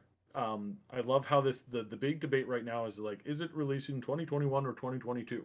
And there's a bunch of people calling each other idiots for jumping on one side or the other. I'm calling them all idiots because like clearly they're making a guess, right? It's basically like they're flipping a coin right now. yeah, If they flip a coin, nobody knows at this point. and it comes up heads, and they're like, heads means next year. And they come out and say, I know for a fact that it's next year. Then they get clout for that if they're right. If they're wrong, they go, well, clearly there was something wrong with my information, blah, blah, blah, blah, blah. Right? And like I said before, we want to be doing a little bit less of that stuff.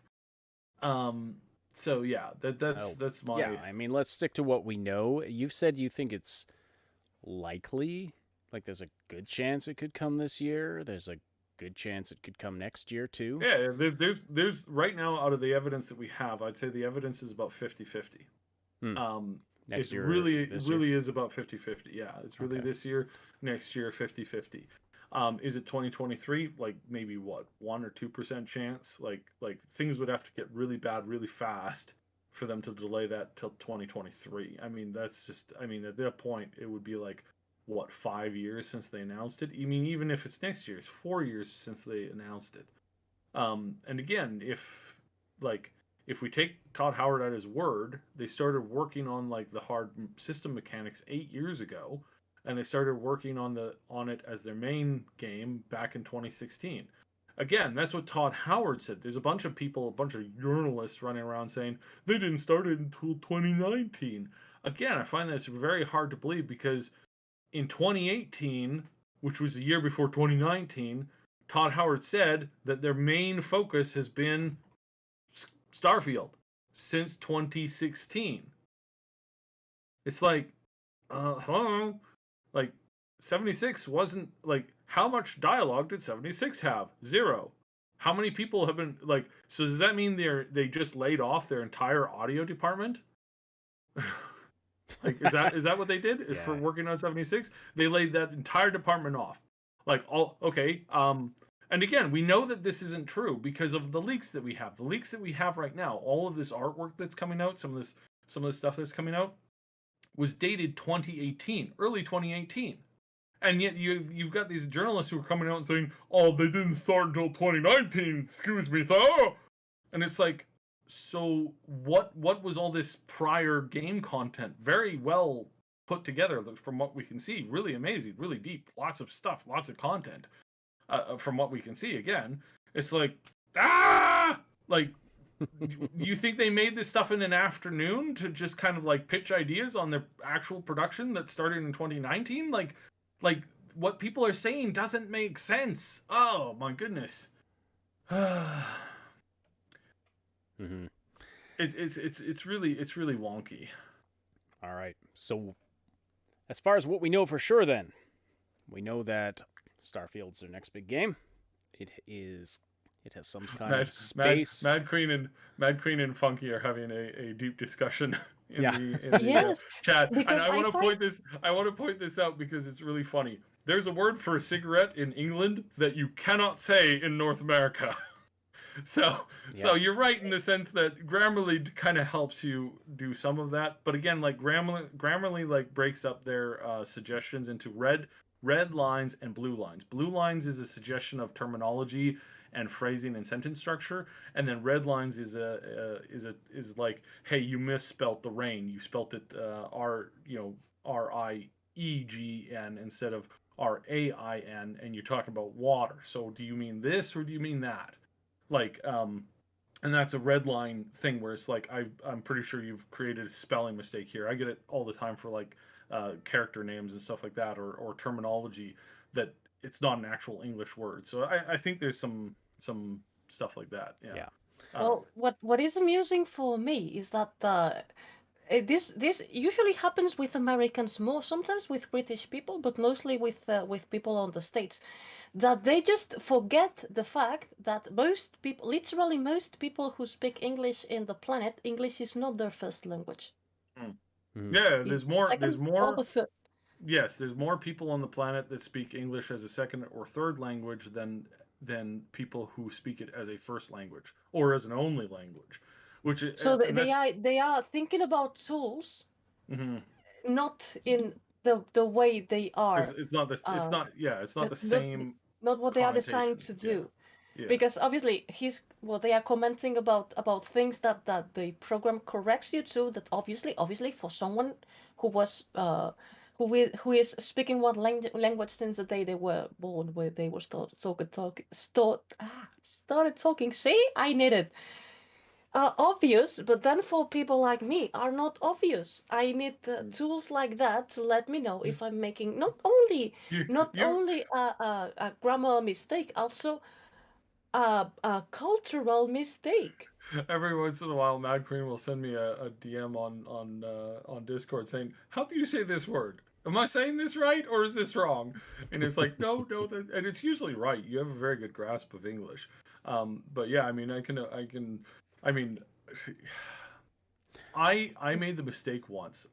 When I was younger, I was so excited that I was learning like a bunch of different languages, and I was so excited. And I met this one guy, and he was speaking Filipino, and he got really upset at me because I said, "Oh, that's so cool." And then I said something to him in Japanese, and he's like, "Are you mocking my language?" And I'm like, "No, I'm speaking Japanese." He's like, dude, that that's not even my language. I'm like, I wasn't speaking I was speaking it in a communal group talking about how cool the language, how I thought it was cool, and he took it to mean I was mocking his language, which made me like, that was so sad because it made me less interested in learning another language because he got so upset and so like offended at how dare I insult his language when I wasn't even like like he it's one of those people that weren't in the like primary conversation group. You know, when you're having a conversation in a group of people and there's like 5 people there and you say something to somebody else and then the person on the other side of you is like, hey, that was really rude to say to me. And it's like, I wasn't saying it to you, I was talking to this person. Like, hey, I like wearing green. Okay, but we're not talking about, we're talking about grass stains on clothes over here, not green as in like dye color. Like, and like, no, you're talking about me. And I'm like, pretty sure I'm not. Oh, yes, you are. Really sure I'm not talking about you. And then the other person sometimes bails on that. It's like they just don't want to deal with it. So, yeah. So, continuing with what I was trying to explain before, because Funky said cultural mistakes do not exist. Of course they exist. That's the whole thing. That's the thing that it seems to me that Americans and sometimes also British people don't understand is that we are different cultures. We are different cultures. And the way to express our culture is with our language. So when I speak English, I'm applying my culture to your language. And I don't know if I'm doing this correctly. And for instance, to put a stupid example, I live in Spain. I live in a city where walking down the street naked is not illegal. Nobody gives a shit. And in summer, you can see naked people on the street. Not plenty. People usually rather putting some clothes on that. But it's nobody gives a shit if someone does that. And I am positive that this in the States is impossible because of all cultural differences. So culture is expressed with language. So when you are talking using the language of your culture but coming from my culture, I need something that goes beyond telling me that this word is incorrectly written, because most probably I'm going to be using this tool on a business environment, for instance, and I don't want to offend the other person, and I want to know, it's not, offend is not the word. I don't want to sound weird. I don't want to sound weird, and I want to sound natural, and I want to sound natural into your culture, which is different to mine. And I'm not saying best or worst. Which is respectful, which is definitely respectful. I think what Funky's referring to is like if someone from Canada or America goes to where you live and there's naked people and they're like, oh, shocked and appalled, and you Europeans, you swear so much. It's a culture shock. I have a story for this, and I'm dying to tell it. Wait, before you go on. For instance, here in Europe, especially in Spain, swearing in a business meeting is not considered rude. Exactly. That's the point. That I just don't want to belabor this topic too much, so I'm just trying to summarize. I think it's like if I go to your culture and I'm offended by something there, well, that's my problem, right? Whereas, if I am trying to, like, I think what you're talking about is trying to be respectful in the opposite direction, where you're learning our language and our culture, and you want to be respectful, you don't want to be rude. So there is a balance to both sides. There is a flip side to that, but anyway, I don't want to belabor that too much, just because I know. Sorry, I was doing this on chat because I didn't want to, change the conversation inside the. But Side wants to explain a story.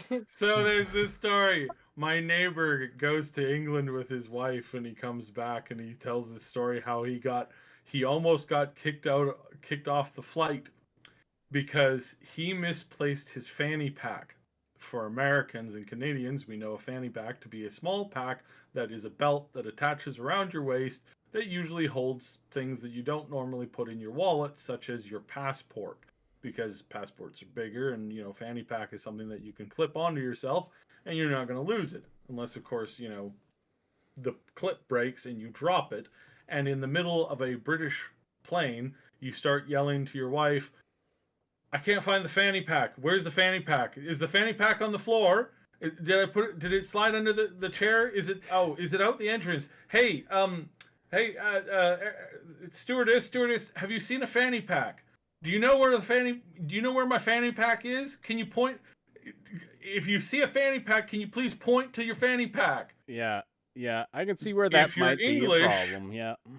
Fanny pack has a very different terminology, and he got approached right away by a bunch of people telling him to stop being a crass American. Which, because apparently they didn't know that what a fanny pack means in America, so they just assumed that the guy was being a what's the term? Like I mean, it's like one step down from a streaker, basically, at this point, running around screaming about his fanny pack. Okay. I heard a story of a guy who he was, I don't know where he was from, somewhere else in the world. He came to America, was working at a construction site where there was some interesting language happening, of course. Anyway, he heard this phrase that he thought meant sun, S-U-N, like the sun in the sky, of beach, like the sand by the ocean, son of beach. So he thought when you went up to somebody and called them a son of beach, you were wishing them good weather. Oh no! Oh. So, yes, and of course it also makes. I had a guy who was in my college dorm who English was his third language, and he learned it from a person who swore like a sailor, and it would told him that the F word with the ing at the end meant really good. So this guy was invited to speak. He literally was in Canada for like 3 days, and he gets invited to speak at a big group meeting of very elderly people, where he talks about things going on in his part of the world, and they ask him to do the pray for the food kind of thing, old people kind of thing. And he gets up there and he does the standard standard well wishing prayer thing. And at the end of the prayer thing, he goes, and please help us to have a good, and then blank day, and he's like, let's blank in the middle of eat. saying the prayer over the food. Yeah, and he's like everybody was just shocked, and they were so shocked by him. He goes, I later found out one of them took me aside and told me what that word meant. Which I don't even like. Yeah, anyways, sorry, moving on. Is there anything else on Starfield that we want to cover? I think we should just summarize. So Starfield, we know it's Bethesda's next big game. There's going to be some definite, significant engine advances. We are in, we're still in wait and see mode. Obviously, we don't know if this is going to be a good game or not. But I think that, we do have to recognize that things are different for Bethesda right now than they were than they have for their past few releases, and so it's worth keeping an eye on Starfield for sure. And don't run out and pre-order it. I mean, you shouldn't be able to pre-order it anyway, but there's some stores that do that. Keep an eye on it. It could be something amazing. It could be awful too. We don't know. I can't emphasize that enough. We don't know. We're not assuming it's going to be the best game ever, but I'm definitely interested in seeing what they do with the engine, what they do with the tech, what they're able to do with the support of Microsoft, and it should be interesting. It should definitely be interesting, and it's a space game, which, I mean, is definitely good with me. And it's probably coming fairly soon. Fairly soon being, obviously a very, very relative thing. But there's a lot of hints that it could be coming this year or next year, based on some activity that Bethesda's been doing with copyrights and trademarking and things like that. There's been some flags. But again... Oh, yes, it's true. They copyrighted Starfield for this year, and usually their copyrights are for the year of release. I completely forgot about that now that you mention it. That's true. So up on the screen right now, I've got the work in progress. Now, this is from like half hour, 45 minutes ago of what Moon's working on today. She's drawn some aliens because our next topic, which I thought we we were on Starfield plus tangents for a lot longer time than I thought there, but we'll briefly talk about the UFO stuff. But Moon was drawing some aliens. Do you have an updated version, Moon? That's one you posted almost an hour ago now. Not one I'm satisfied with yet. Nope. No, not one you're satisfied with. All right then. Critic. Well, that's the start of what she's been working on over there. So now all my windows are all messed up here. All right, so UFOs, my goodness. Big report coming out about them due soon. Now, a couple of weeks ago, I gave my logical Excuse me. Let me let me interrupt you in here. I counted with 2 hours of stream. We are on 118 minutes, and I shall go to my stream. Oh, okay. Because I said I was going to start now, and I didn't start. Okay. All right. Because I All right. counted with the 2 hours. You said I know that we were, I know. We talking said 2 hours, and we're well past 2 hours now. So. Well, not yet to past 2 hours because we started late. We are 2 minutes about to. I wash my hands of it. The tangents weren't mine. No, yeah, I'm not saying were No, yours. I'm I mean, just- basically, who usually go for the tangents are Cyber and I. Yes, absolutely. The reality. You are the person to keep us on topic. I try, but I know the the audience likes the casual banter too. So, thanks so much for joining us, Mad Queen. Have fun with your stream. So you're going to stream some Fallout 76 now. Well, yes, I wanted to play Fallout 76 today a little bit more, and when I was about to play, I thought I'm going to stream it, to hang out with more people. And then when I was about to do that, Sype called me and said, "Hey, want to join the stream?" Like, well, okay, then I'll do my stream later. Well, thank you for joining us. Yeah, it was fun talk. It was a fun discussion. If your followers want to come to my stream when you're done, I will be happy to have them and continue this conversation about grammarly correcting you culturally, because it's a very interesting one. I think it depends. Yeah, I think you and Funky are coming at it from two different perspectives. I think, and I think that's because we're fair. culturally very different. Well, also it depends if you're trying to learn a culture, but if you know what, I don't want to start it again. We'll talk about it. So yeah, let's Funky, talk. When they're done, come to my stream and we can continue there. So we don't interrupt them talking about aliens and UFOs, which I wanted to join because it's a very interesting subject. Well, we'll talk about it briefly here, but probably not for too long. But anyway, thank you so much for joining us once again, and have a good stream. Thank you very much for having me, and have a lovely rest of the stream. Thank you. Bye. All right, so yeah, so the now we've got so my grid is there, we'll do that. Your grid is all wrong now. Now Mad Queen's a cat. And that's for everyone. That's fine. You know what? This is fine. This is fine. So yes. UFOs. Yeah, so these have been big in the news. Now I just want to clarify right up front, UFOs not equal aliens. I was reading some clickbait garbage that was like using the two terms interchangeably. It's like, no, okay.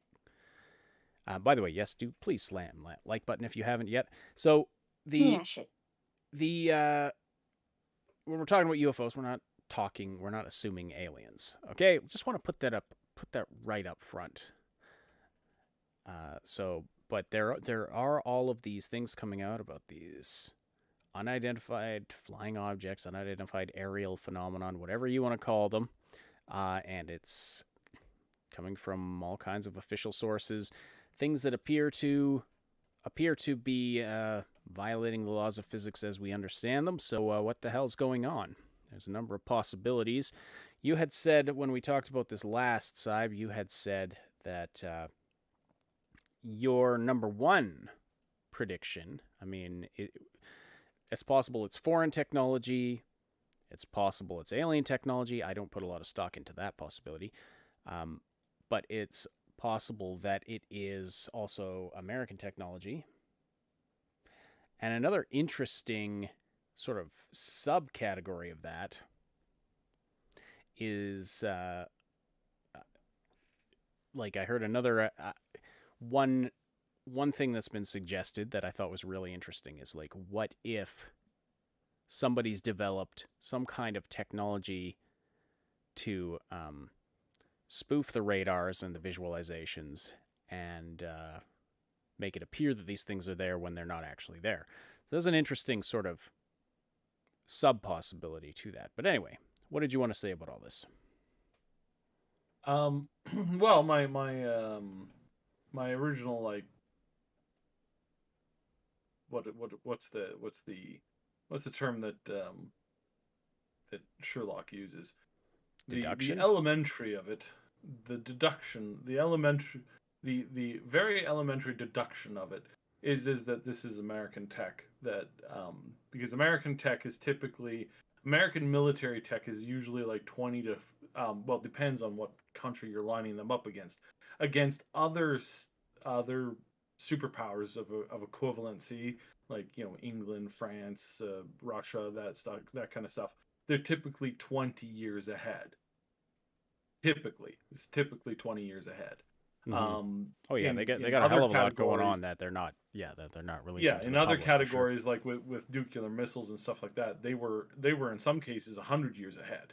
Like there are countries today that are just now starting to like try to master a nuclear weapon that was basically like, they're basically in the same early stages as America was 100 years ago. And so, like, as far as like technological advancement, if you continue with that train of thought, and you look at their enormous spending bills that go to certain things that clearly don't go to those certain things that are clearly being sent to other things, it's just logical to conclude that they're the ones who are making this technology. It's an advanced form of like drone type / like physics bending technology, which may not be as physics bending as some people think it is. Well, I mean, he literally, if the laws of physics are, I mean, yeah, that's why I said they appear to break the laws of physics as we know it. Like, and again, it's like I've raised this point before. If you knew nothing about rocket engines and you were just, you know, you spent your entire life around propeller-based flight engines, the first time you see a rocket engine, you assume that it's either magic or aliens because there's no propellers. Where's the propellers? There's no air currents being used for anything. Like it looks like it has that. And then if you think that way, then you also think that, oh, okay, so this jet engine can then fly into space, which is also wrong, because that's just, again, it's one thing after the other, where you think that technology works this way when it doesn't actually work that way, and it's actually most likely going to result in it coming out a kind of a different way. So, you know, that's the kind of stuff where it's borderline there, and it makes the most sense. The other thing is that I doubt there's only a handful of countries that are stupid enough to develop essentially what is a super weapon, and then to throw that super weapon in trial runs or passive intel gathering against the most powerful opponent in the world.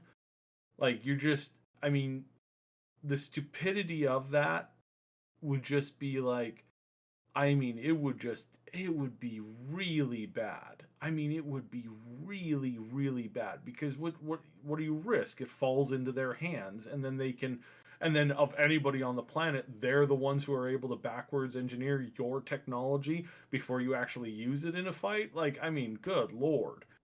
There's some stuff that defies all like knowledge and it does, logistical yeah, it does logic. seem odd that if a country could develop this kind of technology that moves like these things do, but then they get spotted on grainy footage and on radar and stuff. Yeah. Like they couldn't figure that part out. And I mean some of the so again, I won't rehash the whole thing, but it's like it's not China, it's not Russia, right? Okay, let's just get those off the table first. Why? Because they're extraordinarily power hungry, and there's nothing more that they want today than to replace the United States as the primary, like, both economic and military force on the planet. If they had this technology, and if they could monetize or make this technology work in an open way, they would tomorrow. Like, just hands down. Because again, the number one goal is not to, replace the states over the course of like 100 years. It's to replace the states as soon as physically and humanly possible, which would mean that they have a vested interest in doing this. There's no vested interest in having a bunch of technology that you're actively using against a competitor that you're not immediately prepared to go to war with. And if you are prepared to go to war, if you really can shut down all of their nuclear stuff all at the same time, then you would just do it, essentially make a check and mate, and then claim yourself as the new superpower, and then deal with the fallout that comes. It's like that's what you would do, logistically, logically speaking. So it's just a matter of like, yeah, that's just a matter of logistics and logic. And again, is there somebody who would not think that way? Sure, there are. There's lots of people who don't think that way, who don't use logic and intelligence to make, formulate decisions. Logic. A lot of them run countries. You're right, but not countries that would have the significant power to actually create this kind of stuff. It's like you'd have to have an IQ of 190 in order to create this technology, even if it was human created. If it was human created, you need somebody who was very smart. Then you need a whole bunch of people to smartly utilize it to actually create and establish, bases that operate off this stuff. There's no way that you can do that at the same time as being too stupid to not know how to use it properly. Like, it's a catch-22. It's either like if you're smart enough to do A, then you're like, if you're smart enough to make a fire, then you're also smart enough not to try and, like, sleep in a fire. Like that's the equivalency of the stupidity here. It's like I am brilliant. I have managed to create this weapon. It can move nuclear weapons across the planet in mere minutes and can go anywhere at once, being absolutely undetected. But at the same time, I'm not going to use it for any of that. All I'm going to use it for is for spying on a bunch of boats that we already have all the information on that we could possibly. Yeah, we have. What info is that thing gathering? That black speck there, that that satellites aren't already seeing. Yeah, I mean, unless they have. I mean, I don't know. I don't know. I'm spitballing here, but yeah. So likely it's actually United States technology. Yeah, I'm gonna go with that.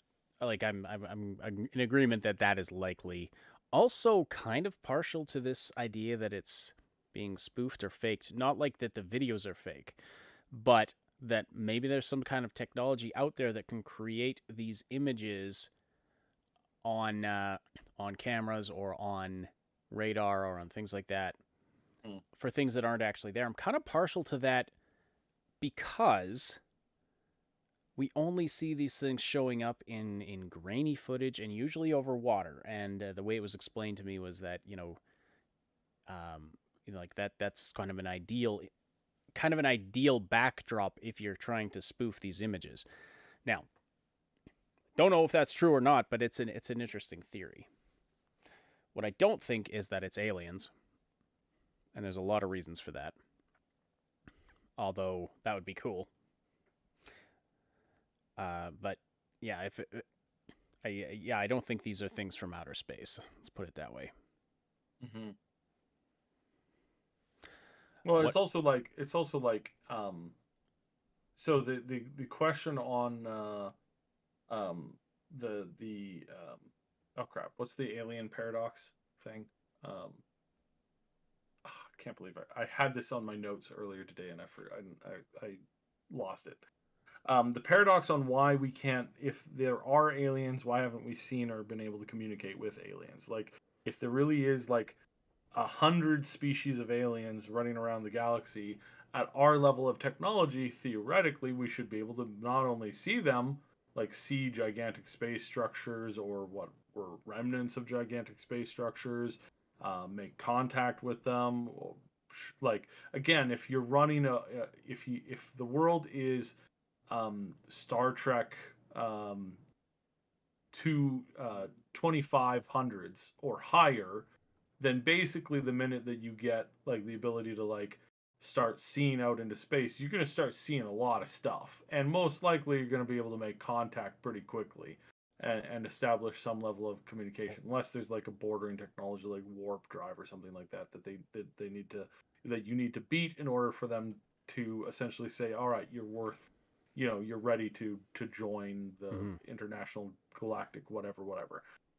That's in like that's one of the best scenarios that we could face. Well, the most scenarios are bad and go from bad to worse very quickly. So it's like, there are alien species, but every time one pops up, this one alien species just goes and devours it like a plague of locusts.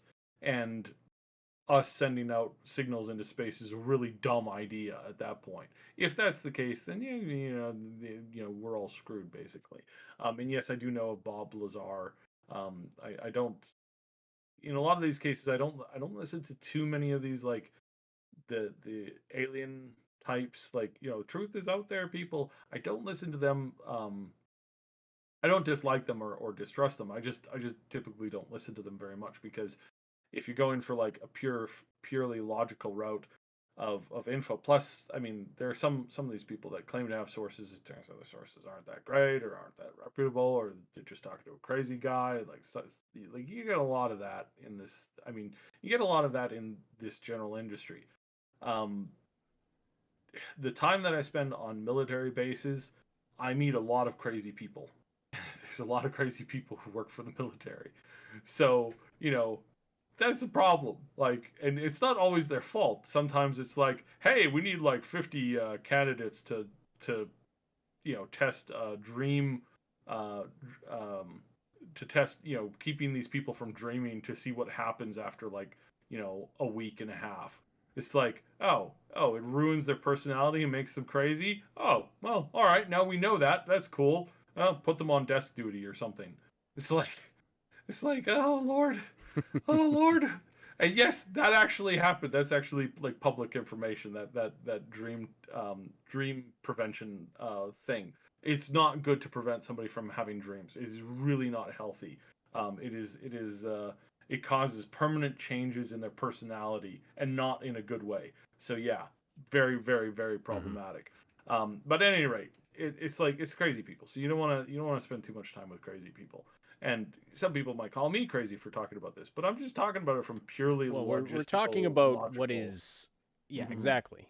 I mean, it's we're talking about things like nobody's disputing the authenticity of well, I'm sure somebody is, but most legitimate, like, these videos are coming from pretty authoritative sources. So the videos, let's assume that they're authentic, because they probably are. Is it possible that they could have been? Is it possible that it's all a big conspiracy and that it's all faked? I mean, I suppose that's a possibility, but why? Right? The why question, and how many people are involved, and why is there no whistleblowers? You get these kinds of problems with all kinds of conspiracies. But yeah, so like, let's assume that the videos are legit. Well, what are we seeing? I mean, yes, we have this stigma of UFOs and aliens, but UFO does not mean alien. It literally means unidentified flying object, something that's flying, and we don't know what it is. Probably some sort of technology. I think more likely than aliens, there's... If we're going, Fritz Musterman says, if we're going the purely logical route, we simply know nothing. Is there aliens on Earth? We don't know. Are there UFOs aliens in origin? We don't know. True, I mean, we don't know. Well, we don't know. We don't know. We don't know. We don't know 100%. But we can make. There's a lot of educatable guesses. It's like the whole ancient aliens theories.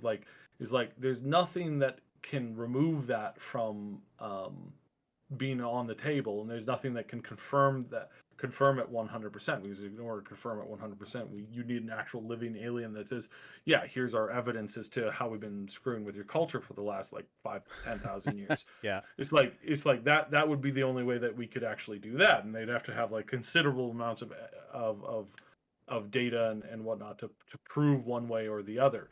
Whereas like you can't remove it because of too many situational I mean, too it's many logically situational logical. possible. It's Yeah. just not probable. It's just not. It's like one of the things I hear all the time is like one of the proofs for ancient aliens is like, oh well, there's pyramids everywhere, and it's like, well, pyramid is also really simple, like geometric, like if you're gonna make a pyramid, I mean, kids learn how to make pyramids just by like crawling on each other, you get a bunch of kids to form a human pyramid of like 3 on the bottom, 2, and then 1 on top. A It's wider base and a narrow top. I mean, yeah, that's one of the most basic things. It's not a difficult. That multiple cultures came up with the pyramid is not. It doesn't prove some alien conspiracy.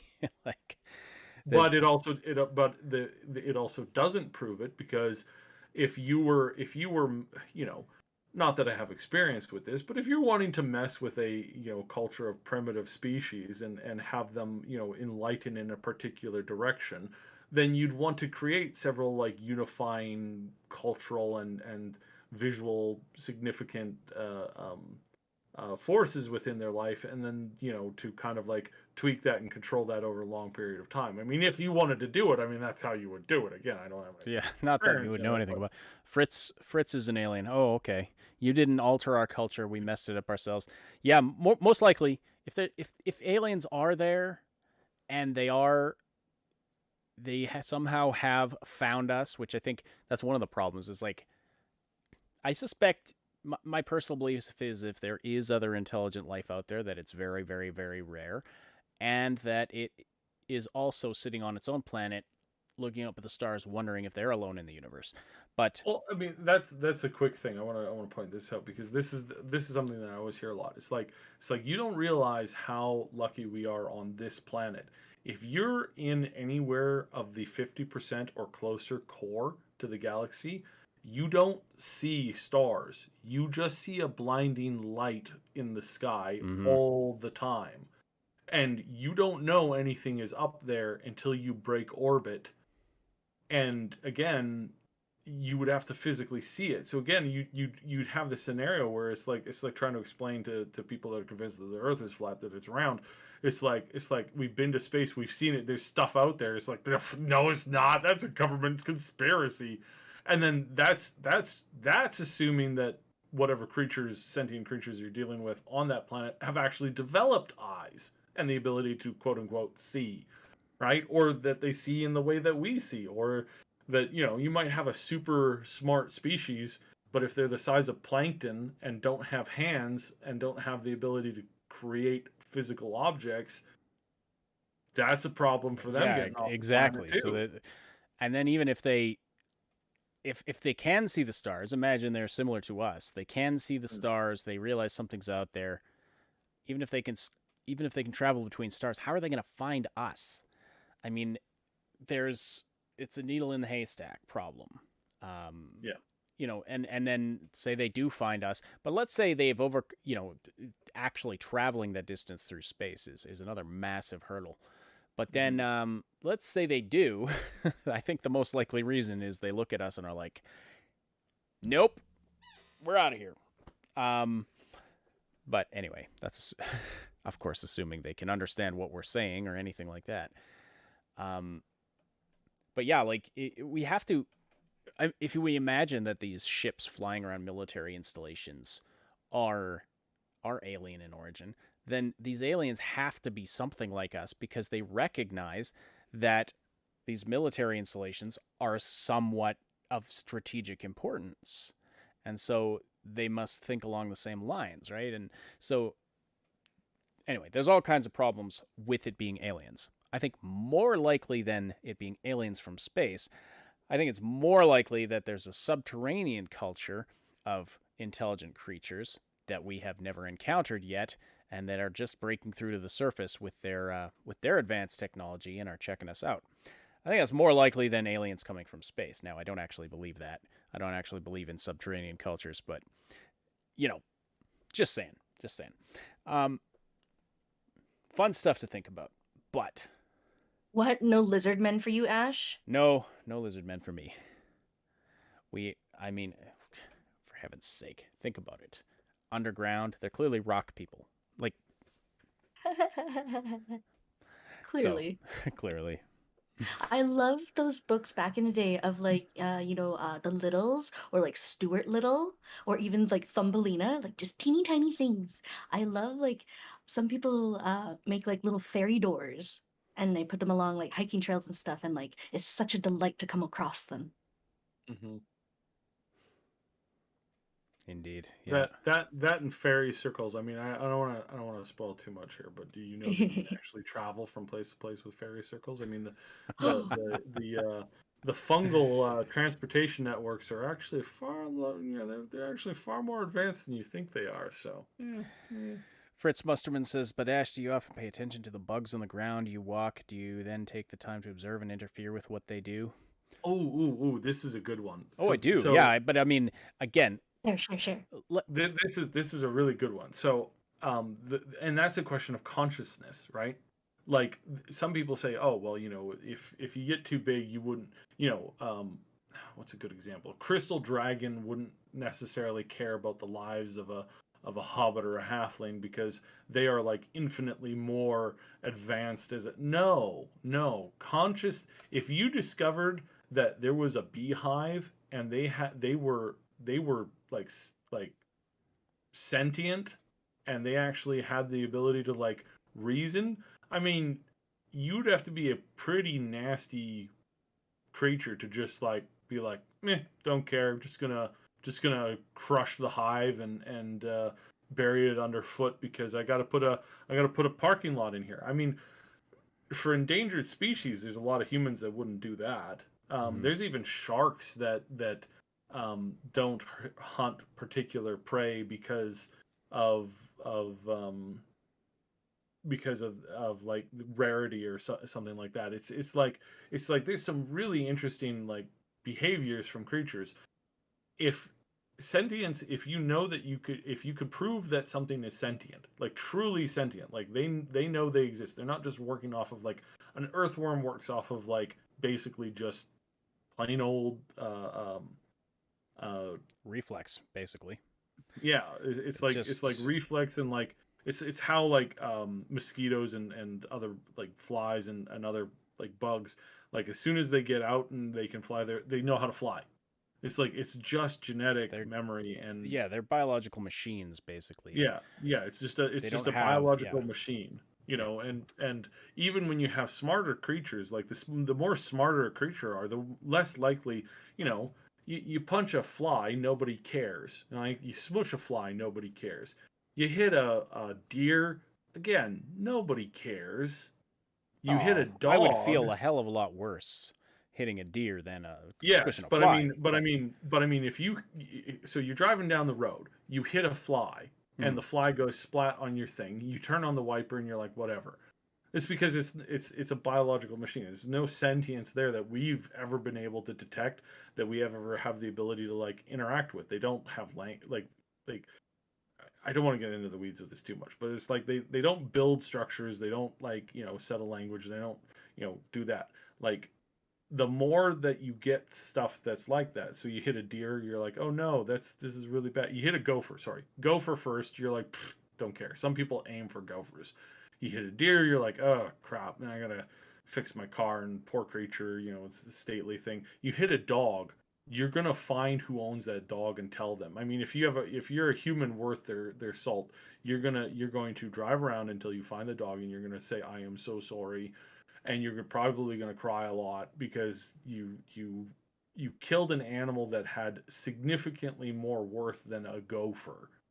Like and so that kind of progresses, and it's like, but still, even then, dogs aren't necessarily sentient in the same way. Like they're not quite there. I think that there's definitely a case to be argued for, and I argue for this. I think every animal on the planet should be we should take a portion of the species of every creature on the planet and start to attempt to basically domesticate them, because domesticated animals don't go extinct. Like, very rarely do domesticated animals go extinct. Non-domesticated animals go extinct all the bloody time because there's no use for them.